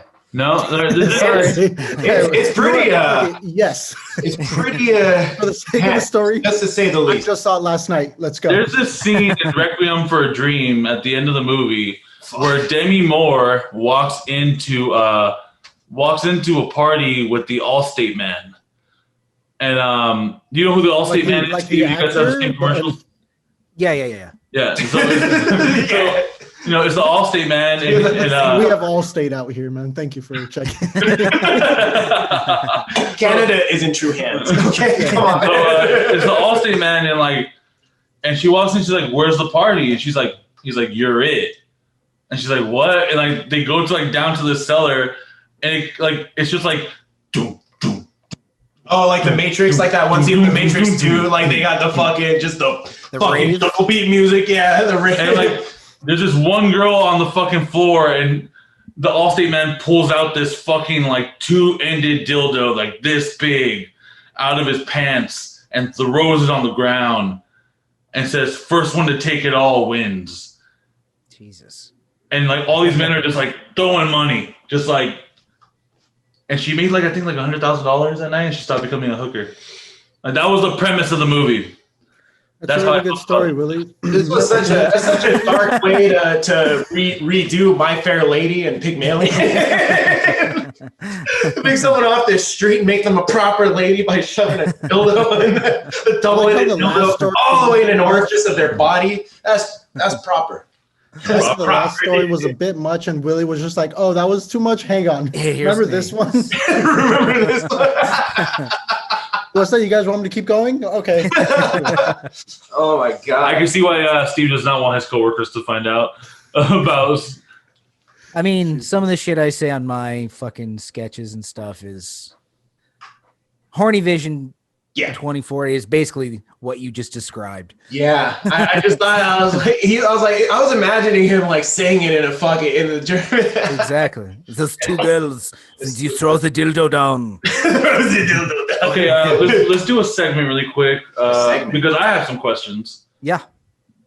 All right, hold on right here. This is where banner's gonna come up. God damn it! Giving me more editing work. He just loves throwing editing work at me. Like, hey, hold up, bam! Fucking, here's a duck. Make me into a magician. And I hope this doesn't annoy you, Steve, but we're gonna play this game really quick. We're gonna do run round, speed round. Speed round. Ask a Canadian. Oh shit! Oh, great. All right. This whole podcast was Ask a Canadian, apparently. And we just learned in the first few seconds of this podcast we're asking a Canadian stuff. We're having a conversation with a Canadian. All right. So we're asking Canada specific questions? Yeah. Okay. Okay, Willie, you thought of it. Go for it, bud. I got one. Oh, I thought you farted. Yeah, that's what I thought too. You got one, Chris? Here, Chris. Yeah. Oh yeah. Ready? Yeah. Okay. What's your currency? Canadian dollar. All right. Next, go. What's it look like? You guys just got money laying around like that? Yeah. like it looks like you just grabbed that from a stack. Like, yeah, hold up. Here it is. He's laundering money. It's multicolored and plastic. It looks like. Oh, so it really is plastic. Yeah, it's like a plasticky. I don't know if you can. Can you roll it up and like have it fit one nostril and just probably. Right. Like a little I'm not going to do that. I left that behind in Portugal. No, it's funny because it looks like pesos, like the money in Mexico. Yeah, it does. It's like that, but plastic.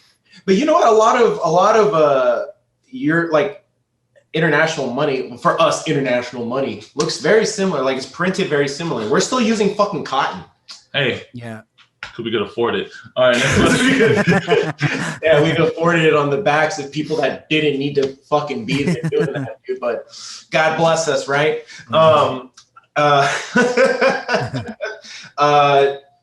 Let me see. So ask a Canadian. I got one. What's the next project that you want to take Steve Mustache? Like what's one thing that you want to learn so you can like move it either on to the next level or like a skit that like, oh, it'd be cool if this was a, thing. I'm actually working on something right now. I got like one of those like drawing pads for computers and shit. Oh, like a bamboo? Yeah, kind of. So I'm learning how to like, I'm a shit drawer, but it doesn't matter. Right. It's comedy, so it can look stupid. So I'm learning how to do like proper animation. So there might be a little bit more animation sketches in the future. So, oh yeah. Make like a dildo flying through the air. Can you do a Mexican accent or a Hispanic accent? Yeah, I think so. On the spot, I might fucking stink. Give me something to say. Yo quiero Taco Bell. Yeah. No. You're burning the tortillas. Bring me the tortillas. Okay. All right. Cool. Yeah. He gave us that like blood in, blood out kind of just. Yeah. That kind of just I like. could do that. Hey. Do you guys really have free healthcare? Yes. What's that like? I love It's great. I don't understand how you guys don't have it. I don't get it either. Man. Here's the downside of the free healthcare though. When you get really, really sick, it's hard to get like a doctor. So like if you have I don't know, fucking Cancer. Cancer is a little easier because it's severe. So like for instance, I had a stomach ulcer back in the day. Ouch. And it took quite a long time for me to see a specialist. So the waiting list is longer. But let's say if I break my arm, I go right away. I think I only have to pay for like ambulance tax of some sort if I were to get taken away. If I get a cold, it's free. To go see a doctor doesn't cost me anything. A cold? Wait, what? You doctors can get colds? Yeah. Or like a really bad flu. Really, we don't do that because we have to pay. That's why we just deal with it on our own. Yeah. We just if we want to get like your your blood work, like what's that too. like? Just same thing. Damn, dude, I've been wanting to do that for like years. I don't know. I like, you know, if there's like, oh, I have like this weird tick in my eye. I don't really know what that is. We just go see a doctor. Oh, like, dude, yeah, it's just, oh, you might be not sleeping right here. That's poetic, dude. Yeah, that's it. Poetic. So what is that, Shakespeare? Jesus. Oh, there's something wrong with my knee. Let me give you a knee story. One time, I was out with this very nice lady. Nice. I fancied her. I just love that this is like a recap of stories we've told before. Do I tell you story? Yeah.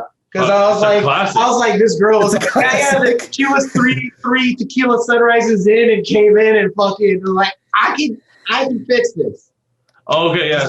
I didn't hear this. We're already too deep. So I didn't tell that. I've never told this story. I don't know what Mill's talking about. I don't think I've ever told this story on the podcast. Talking about the knee story? Yeah, I don't think I've ever. But fuck it. Okay, so we're at this club and we're dancing, and this guy thinks that he could show me up on the dance floor. I'm like, I ain't having it.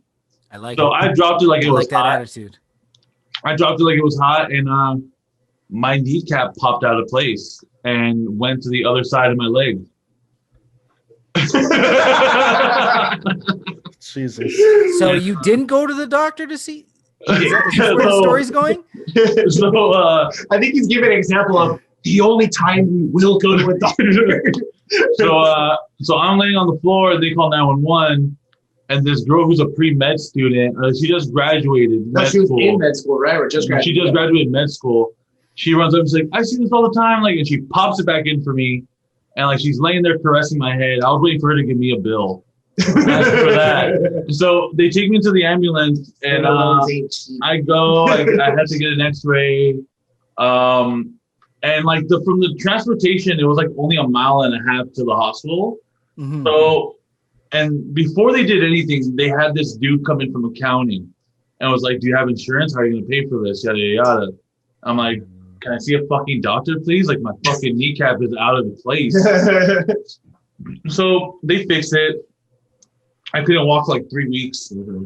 And I get a bill for the ambulance, for the transportation. It was $7,000 for 1.5 miles. Yep. I think so. I was going to ask you a question about, so I had an incident where I got jumped and like I got cut right here and I had to go in the ambulance and I got stitches. I didn't have to pay for anything. For an incident like that, would you still have to pay for that? Yeah. What the fuck? Nothing's free. Nothing's free. Yeah, dude. Straight up, my godfather just recently, they caught the Rona.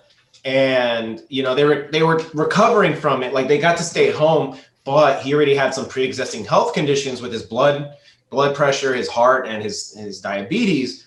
And coincidentally, like right after he was like recovering from it, like anyone who's older, they're gonna like have a harder time getting back to normal. Their body's gonna be so fatigued and stressed from it. And he suffered 2 minor strokes, thankfully. So he's still like moving and stuff, but like they drove him to the hospital because they knew that a hospital ride was going to be at least a G-bar. Like those are the decisions you have to make. Like those are the decisions you have to make in America. And the thing is too, is, you know, depending on where you live, Steve, if you call the cops or like the ambulance, it'll be happy if they show up. Yeah. Depending where you are. Yeah, depending on what's here where I live, it's pretty nice. Like I'm not gonna lie. I live like the response time is good. Even in Van Nuys where I'm at, the response time is good. Mm-hmm. But like there'll been incidences where like because I have a heart condition, right? And his heart's too big. He cares too much. But the thing is, I'm lucky enough to have health insurance, but it doesn't cover everything. So it covers total health coverage, but like if I would need to go see a dentist, I would need to pay out of pocket for that. Mm-hmm. But it covers like all my pharmaceuticals and stuff like that. But if I still needed an ambulance or anything was to happen, I would be put on a waiting list. Mm-hmm. Like, so I wouldn't get the first bed available. I wouldn't do all that because of where my healthcare stands. Even to get COVID testing out here, like now, because of the way our tests are set up, we now have to pay out of pocket for like an actual test, which is $180, like for the most accurate one. But then like one time we went together to get tested. Oh, they denied you. They denied me because of my health insurance. Mm-hmm. So it just falls down to that, dude. Like it's expensive out here. That's crazy. Yeah, it's nuts. Like, we don't have like dental isn't free. It's either we have insurance for dental or you pay out of pocket, but like just standard, health we can get dental insurance too. Like you have the option to get dental insurance as well, but it's not covered by the state or by the government. Like that. Because I think it's considered elective. It's cosmetic. Technically, dentistry is considered cosmetic because you can still technically live without teeth. You know what I mean? You can't live without a heart or a liver. But we all just go to Mexico anyways and just get it done over there. Oh, hell yeah, dude. That's what we do. We go down to fucking Mexico to get our dentistry done because they'll do it for cheaper, trained exactly the same. Yeah. It's just, you're doing it out there. There's a slight chance they might slip up, but it's the same chance. So Steve, if we went out there and like we got hurt, would we be billed because we're not citizens of Canada? That's a good question. It's actually a good question. I actually don't know. You might have to pay like some sort of fee, but it wouldn't be anything crazy. It wouldn't be $1,000 unless if like you had to get, your leg put back in place type of thing, like something serious. But like if it was just like, I need to get stitches because I tripped and fucking banged my head, you might have to pay a little bit, but I don't think it's. They give you a menu and it's like Canada price, free 99, USA price, $300 or something. You know what I mean? Like, I don't think it's anything like that. Yeah. Oh man, I feel like Steve's like really surprised about how much it really costs. Like, I knew like you had to have insurance, but I didn't realize it was that expensive. Like to go see a doctor if you had, let's say, a really bad flu, to get like prescribed antibiotics. How much would that cost you? If you have no insurance? Yeah. Dude, we don't really go to the doctor for that. So what do? You just tough it out? You write it out, dude. Get some vitamin C and vitamin D. Yeah, they don't give us antibiotics out here for the flu. We have flu vaccines. There's flu vaccines, which is technically like an antibiotic for a flu. I guess. But you still have to pay for that unless your insurance covers it. Yeah. And I think it's like maybe like $60 for the flu shot. Yeah. Now, like we do have like insurance plans to like pay for like pills and shit, but to see a doctor, there's really no. Okay. Yeah. So I think it also depends on like, because when I first started taking medication because I was having blood pressure problems back then, when I was a little bit bigger. And I looked at, and I also had some kind of like like really bad, what is it? Gastric. No. Heartburn. Heartburn, and acid reflux. I was having like really bad acid reflux, and they prescribed me this one pill, omeprazole. So I had my blood pressure medication and omeprazole. The blood pressure medication, if I didn't have insurance, would have been $10 every month for a new prescription.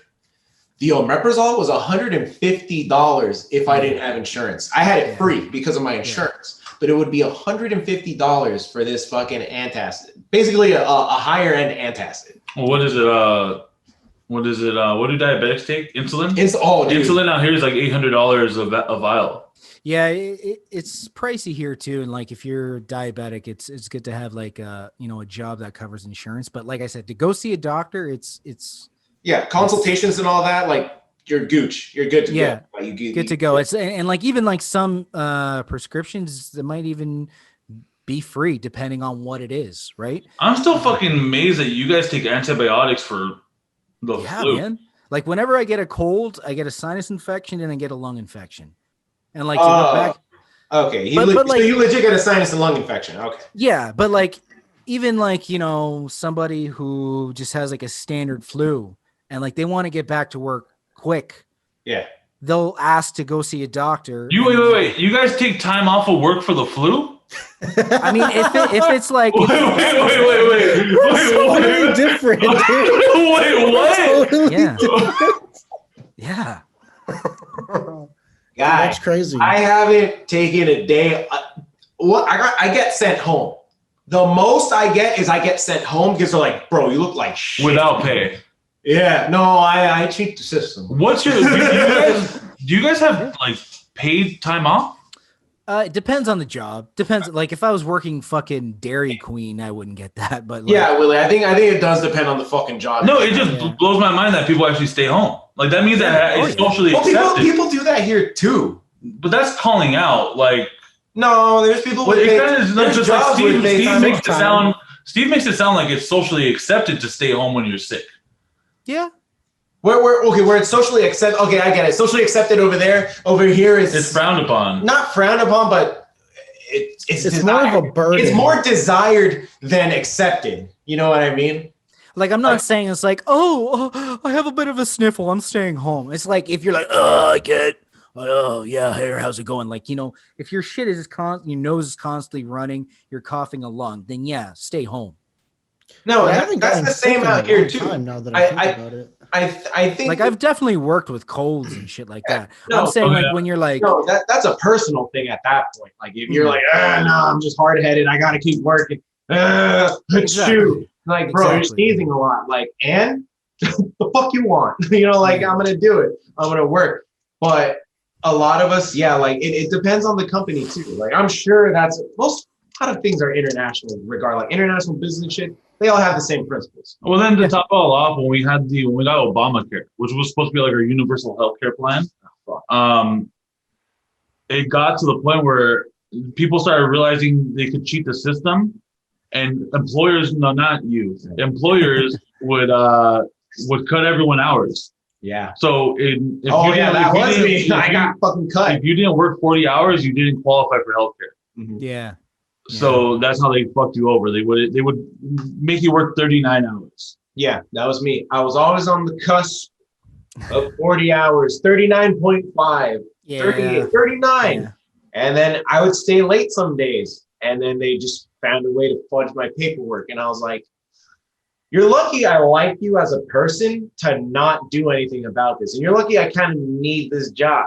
Because otherwise, like, fuck, dude. Like when you're a college, especially because I was working retail as a college student, like, fuck, like I need this job so that I could pay for gas. Because my parents weren't giving me any money, like to help me out. Like I had to do my own shit. Like, and I was helping them out with bills and shit.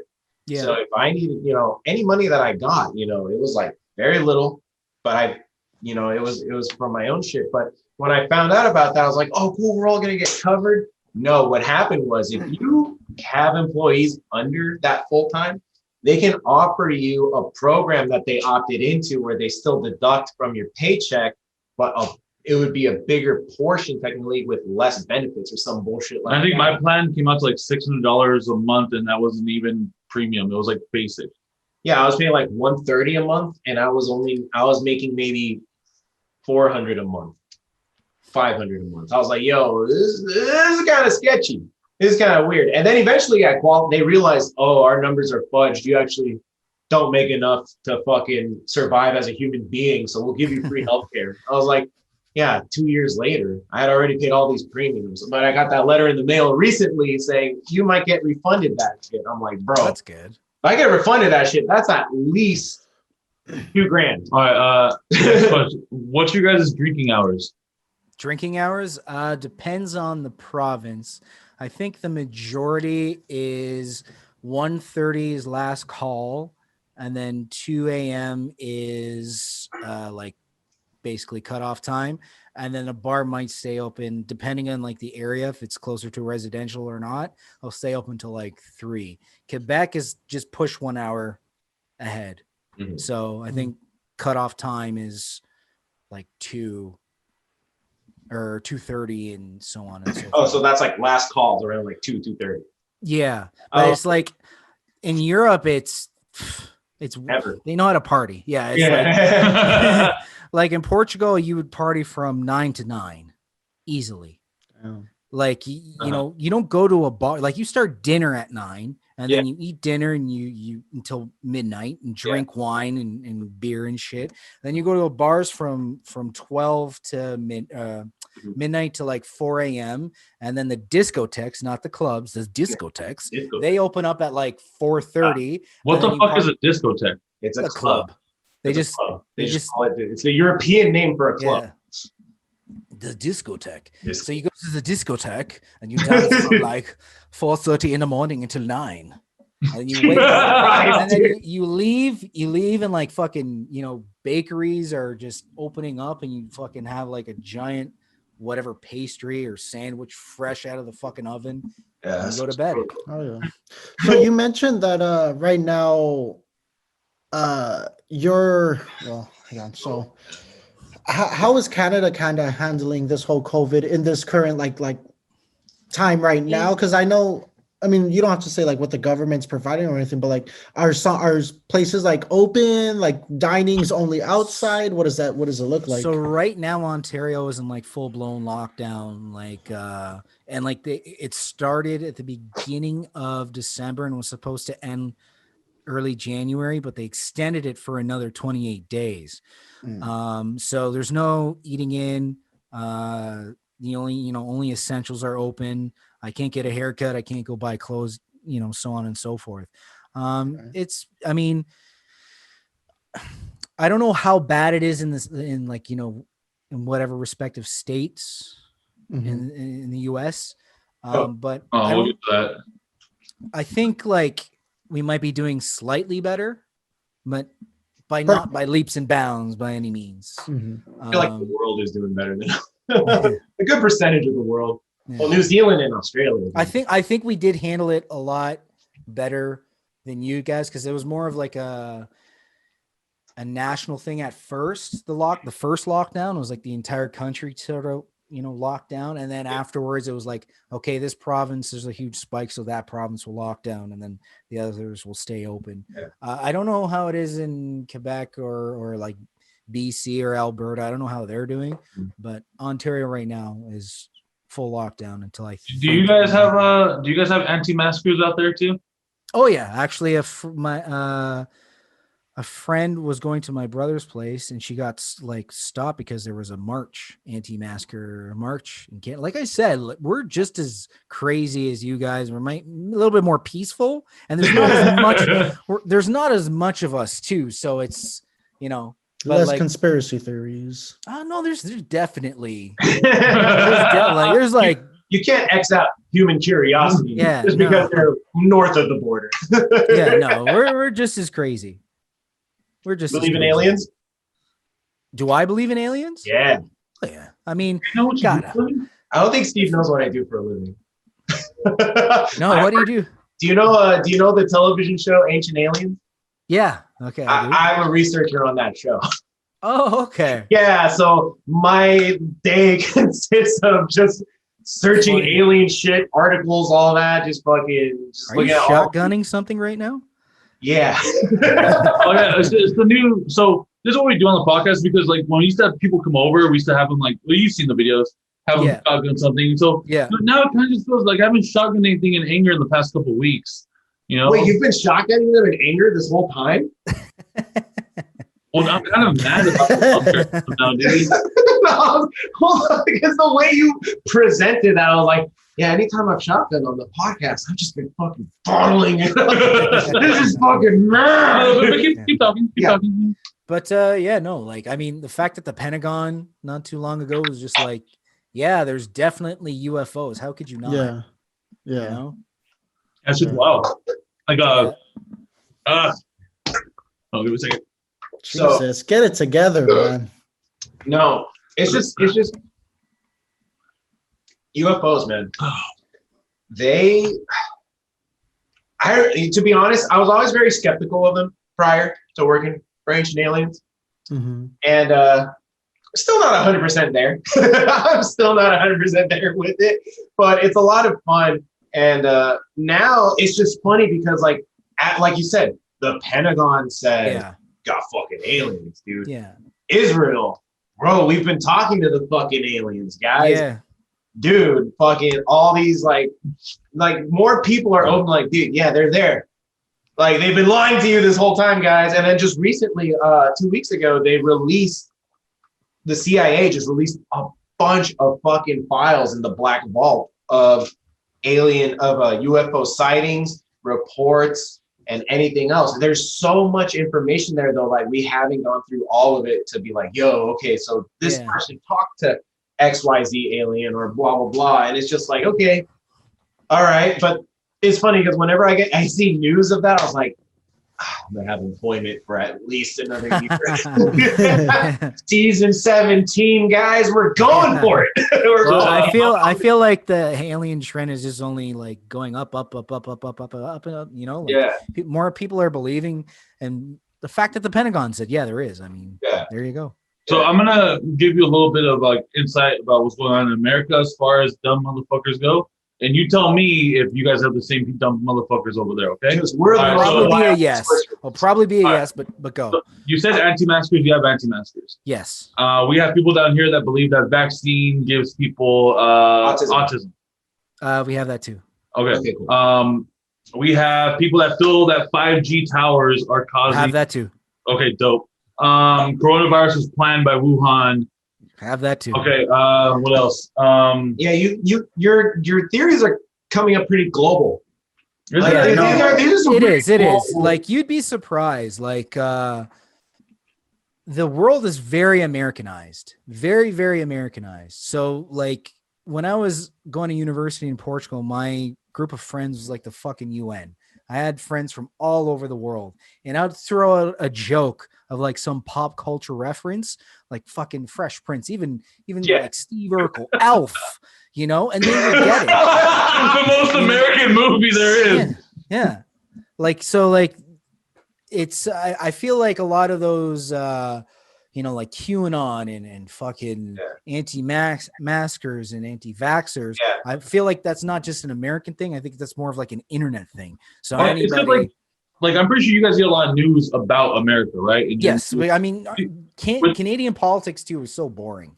With us, we don't get to hear what's happening in New Zealand or Canada. Like, it's mainly you have to go look for that shit. Well, okay. Why would you care if you? Why would the LA Times report on like New Zealand politics? You know how many other countries are like, well, if you're reporting on New Zealand, it was just an example, like, you know, because obviously Steve sees what's happening in America on his news. The world sees what's happening in America. Yeah, we don't get to see because you guys are number one. USA, A-OK, number one, baby. Woo!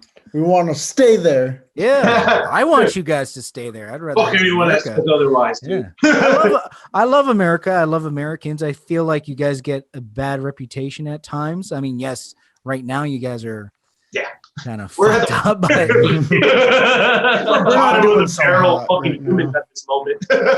But I feel like what America stands for and like Americans themselves, I think it's great. I love it.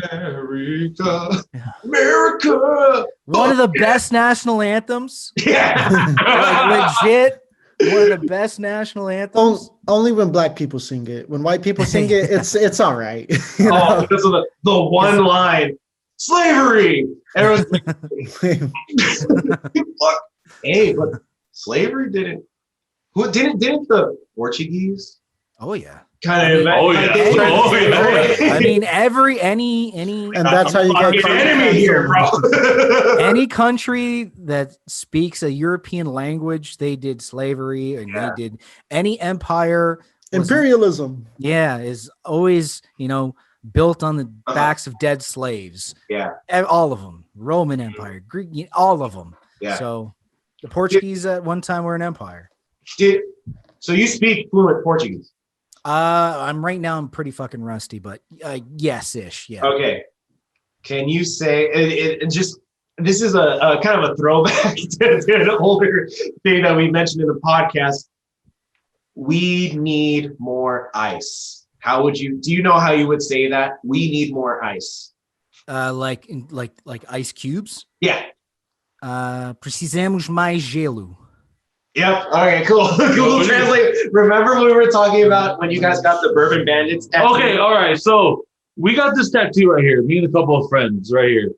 Okay. And the girl spoke Portuguese. She's Brazilian. She spoke Portuguese. Go up closer to the camera, because can you stand up and like there? Okay, you see how there's ice cubes in there in that. Talk, because right now it's on your camera there, Chris. Talk, Will. Oh yeah, you see how there's ice cubes. Okay. Right here? Yeah. Okay, so it was supposed to be one singular ice cube. Okay. But like a big cube that fills most of the glass, like whiskey and bourbon is supposed to be drank. We get in there, and the girl already has the sketches drawn up, and like we're looking at them, and she's not saying a word to us, and I'm like, okay, head nods, and then it's like head nods and shit like that, and then she's getting everything ready, and she said like, who's going first, but like in Portuguese, and we're like, what? And she's like, do you guys speak Spanish? And we're like, what? I'm like, oh shit, there's no one here that speaks fucking English. Yeah. And then like we look over and the other dude is fucking French. And we're just like, holy fuck. Like, so they start doing our friend Hillary's tattoo first, and I'm outside having a cigarette. But I could see through the window after that she's done, like they're pointing at something, like my friend's pointing at something. I'm like, oh, she fucked up. Like she fucked up. So I get back in there, and it's literally one single ice cube, just one, just floating around. And the loneliest ice cube. The loneliest ice cube in the world. So we all she fucked up. So we all had to get this shit tattooed on our bodies, because we're not gonna make her ride or die with one fucked up ice cube. Right. Like that would have been fucked up.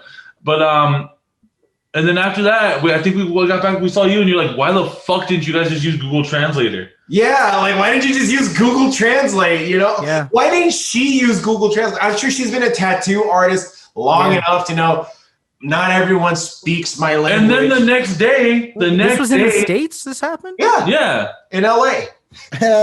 What's up, bro? And then the next day, when I messaged her for the photo she took of our tattoo, at that point I used Google Translate to speak Portuguese, to send her Portuguese text.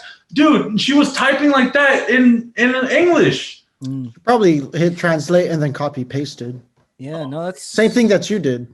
Come on, bro. It's kind of strange that she didn't understand like any English or.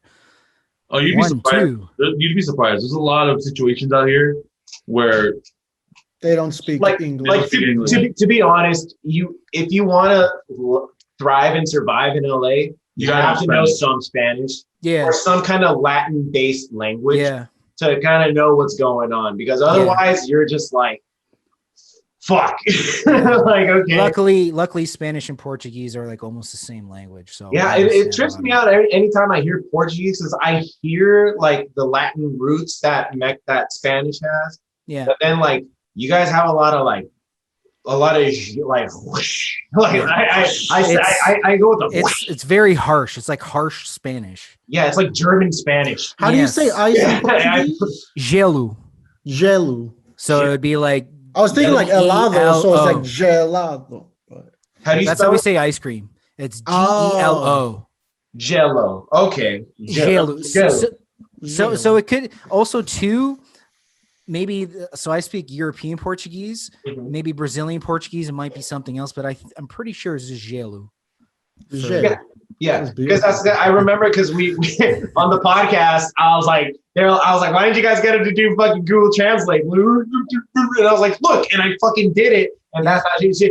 And I was like, it sounds like yellow. So when you have like different Spanish accents, so we were telling her ice cream. No, you guys weren't. If you said yellow. Who did anyone of you speak Spanish to her? None of us know Spanish.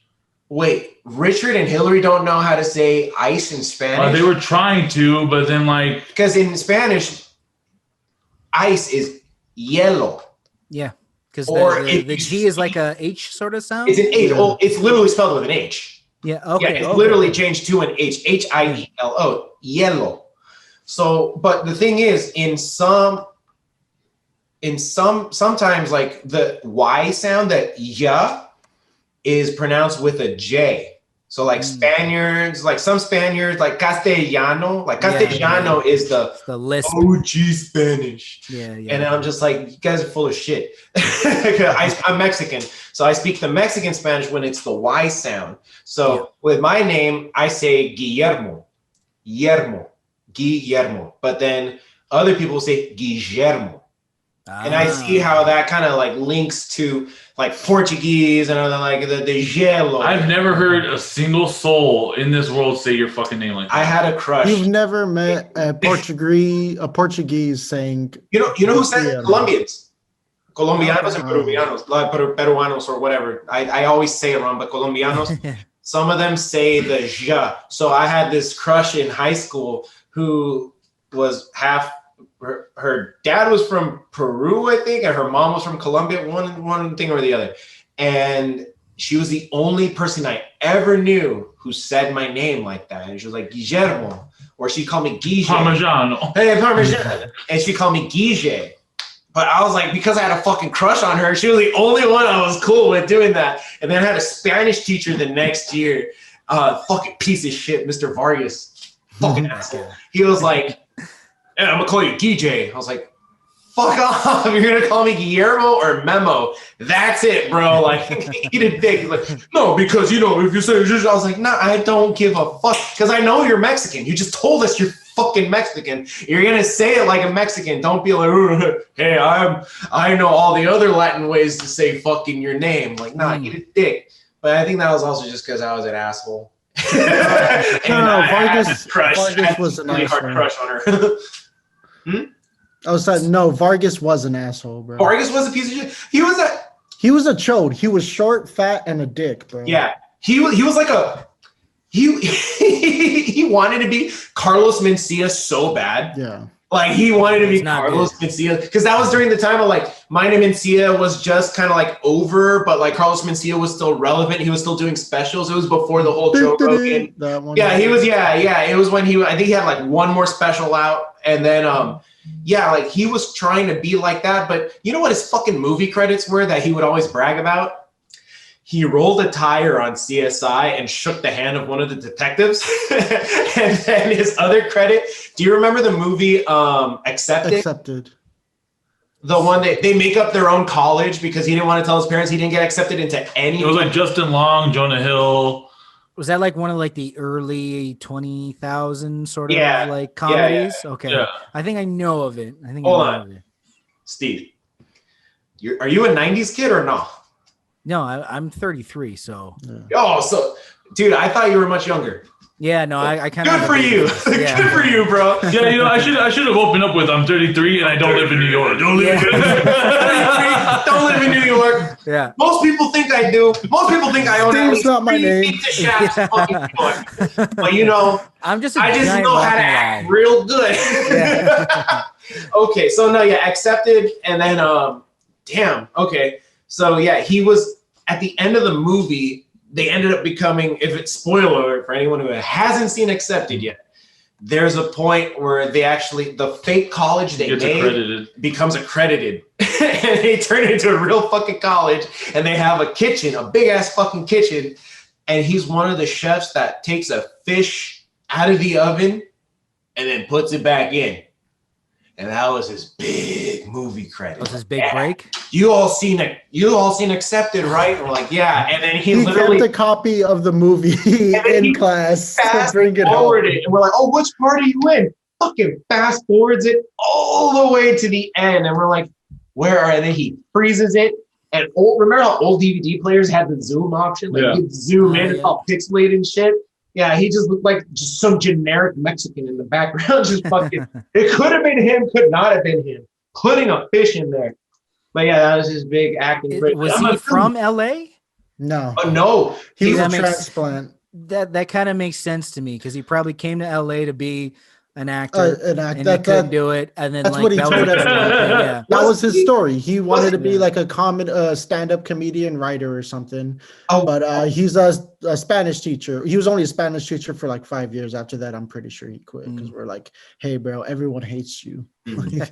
I want to say he was from. He was one of those Washington. He was his parents were like farmers. Yeah, from Washington, right? So weird that that's still in my head. God damn. No, because I remember that. I was like, "Are you really?" Damn, this guy affected you guys that much. He was a dick. He was one of my first teachers. He wanted to be buddies with everybody, but he just like pick on like the kid who couldn't read. Yeah, and just like I was just like, bro, what are you doing? Like you want like. You want 16, 17-year-olds to think you're that cool? Like you guys just gotta pick on that dude. Steve, how does like high school years work for you? Do you guys go from like 6th to 7th and then 8th to 12th, or some? I went to Catholic school, so it was like in the area where I was in, it was like literally kindergarten to grade 8, and then it was grade 9 to grade 12. Okay, so it's like us. Yeah, it's similar. Like 12th is the last grade. And you guys use the metric system? Yeah. So like for the only that don't. America, yeah, literally, yeah, that's the only one. So like when people are like, yeah, it's 73 out, I'm like, well, I don't know what the fuck that means. 73 is comfortable. Yeah. Semi-comfortable. I don't know what that means. You guys have what? So what? So you use Celsius. Yeah, what's a comfortable Celsius degree for you guys to be out in the store? 20. Yeah, 20 is a good sounds one. bad. Yeah. For us, that sounds like freezing fucking cold. Our balls are shriveled up into our stomachs. Freezing for us is always in minus. Oh god. So like I can't even. Here, I think the coldest I've ever had it here in Canada, like that I've experienced, was minus 42, which I don't know what that is. LA's winter is like a 21 degrees Celsius. Yeah, it's like 70. Well, yesterday was incredible. 40. Yeah, it might drop. Because of the rain. So let me look up what 50 is. 15. And then check out what minus 42 is in Fahrenheit. Okay, so a cold, rainy like winter in LA is 10 degrees Celsius. Okay, that's the coldest it's gonna get. That's 50s, nothing. maybe another. Yeah. That's kind of like Lisbon in Portugal. It's very similar. Lesbians, yeah, dude. Super cold, bro. Super cold, but also super hot, bro. I get it, dude. Same guy, man. Oh my god. Hey, your guys' prime minister's pretty handsome. Justin Trudeau. Yeah. Yeah, he's all right, I guess. He legalized weed. He looks like a guy. That's all right. I'm not even a pot smoker, but I think it was good that he legalized it. Nice. Out here, it's just barely like. Out here, it's like trickling out, like like it's cool here. Legal. Weed is illegal federally. No, that changed this year. Oh, it's federally legal now. Yeah, Really? I thought California federally was legal. That happened this year. There's like federal is like all of USA, whereas like state. No, like so California. so it's legal in certain states, right? Yeah. It's legal on a state level, but the thing is, the feds could still come in and be like, "No, this is federally illegal."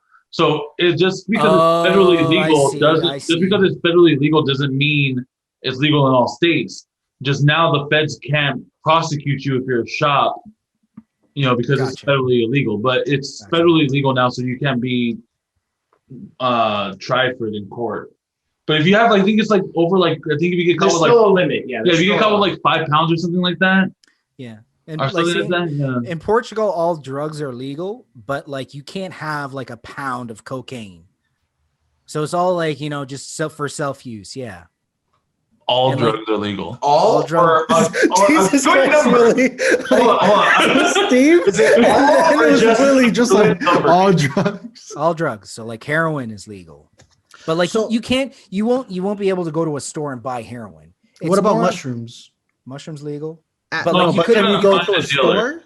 No. And like you couldn't go to a weed store.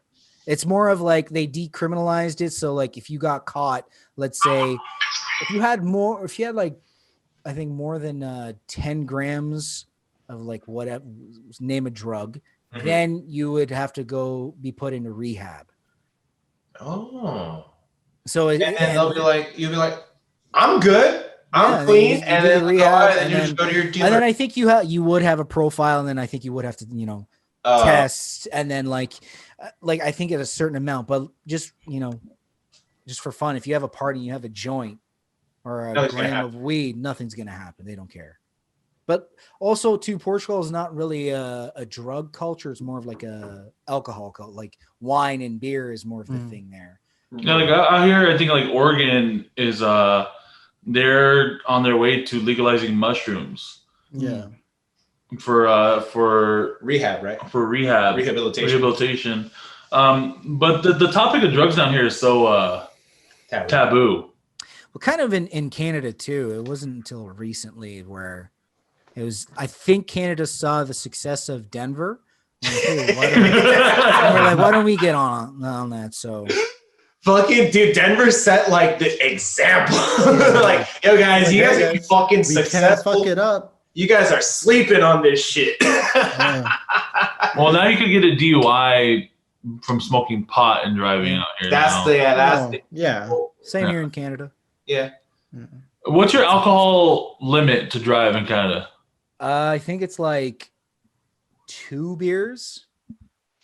Or like a glass of wine or something like that. Wait, that's the minimum you can drink without getting in trouble? Max.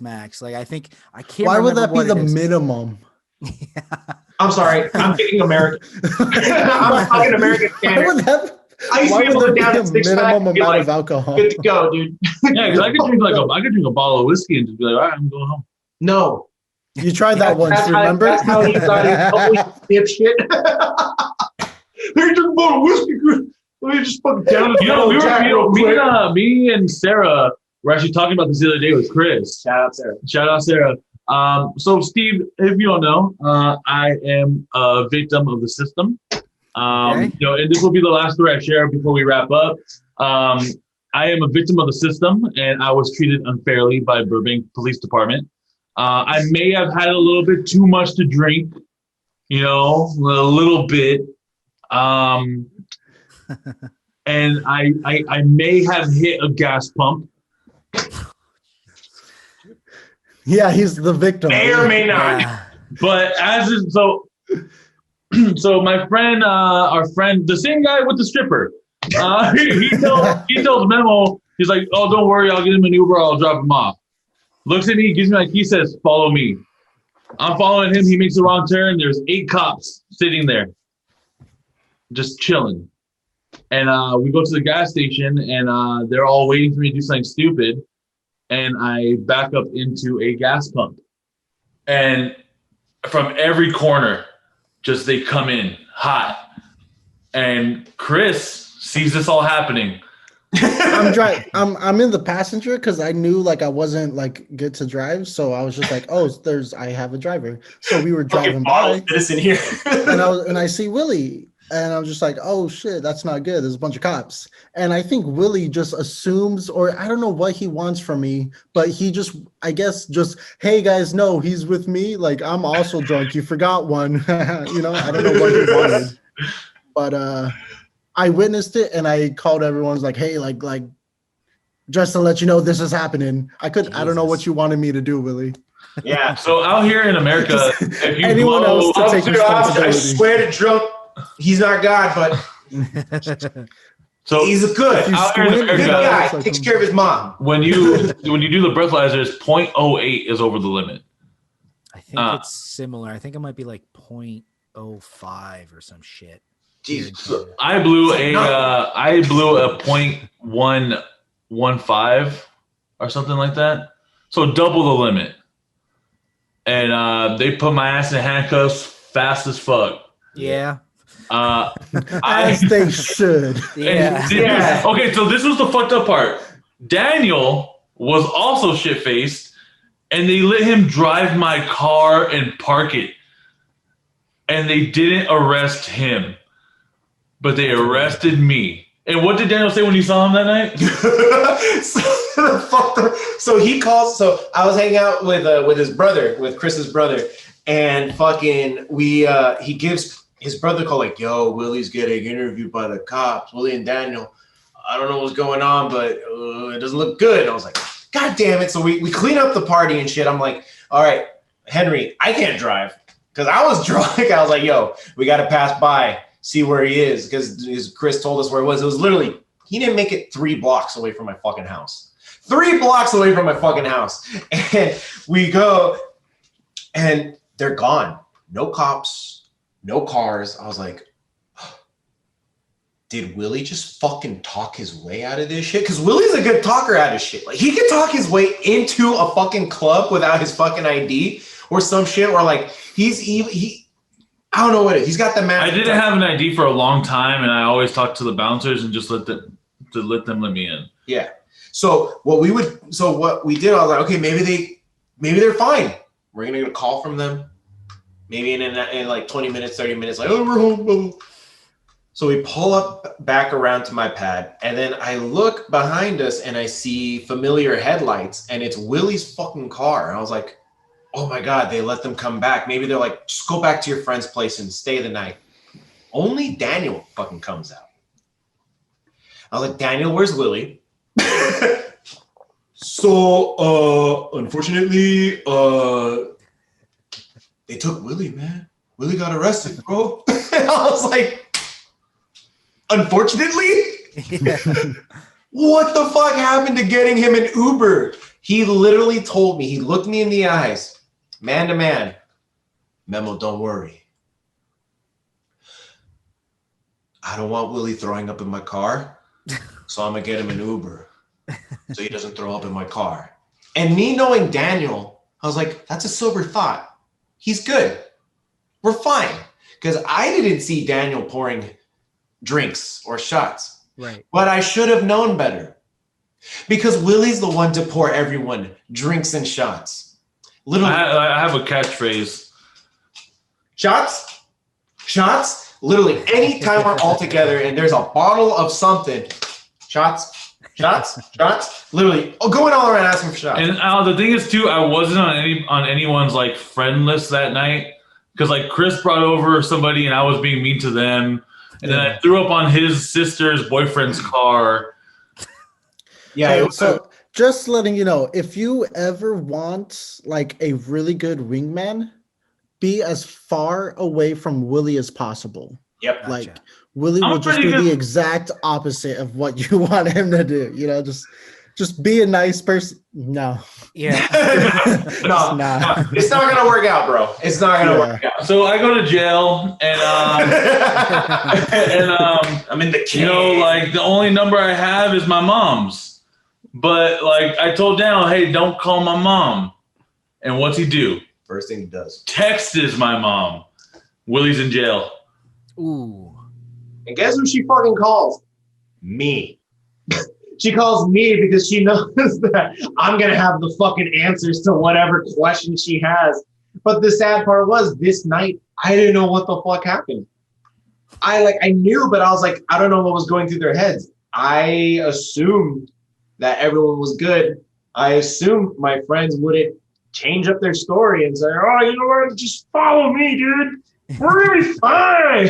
So do this all the time. So they wake me up and there's like a PB&J and chocolate milk. I'm like, fuck yeah, this is dope. And I walk out and like I have no belt on. They took my shoes and shit. And they give me all my belongings back. And then my phone's about to die, and I go outside. It's 6 a.m. I'm in the middle of Burbank. Everyone's opening their business, and the way you get out of the jail is like it's so public because it's just everywhere. It's like all around you is like major businesses. So everyone's watching you come out of fucking jail. The jail is next to the mall. Nobody wanted to. Nobody wanted. It's a suburb, you know. That's hilarious. I don't think you'd get that in Canada. And all I hear is. Da-na-na, da-na-na, and Memo just rolling down the street. I open the fucking car door. He's playing Locked Up by Akon. I'm locked up. And I remember when he told me like, I'm not mad. What can I tell you? Let's take you home. I just up to that home, stop by to get some cigarettes. He's just like, post jail cigarette must have been the best. Oh, it was amazing. Oh my god. Oh my god. So Hold on, I got just one question. Okay. Yeah. All right. What is your name? No, I'm kidding. What's your real name? Now that we all kind of know each other. Okay. If you could pit any, okay, so I'm going to pit two of your characters in a fight. Okay.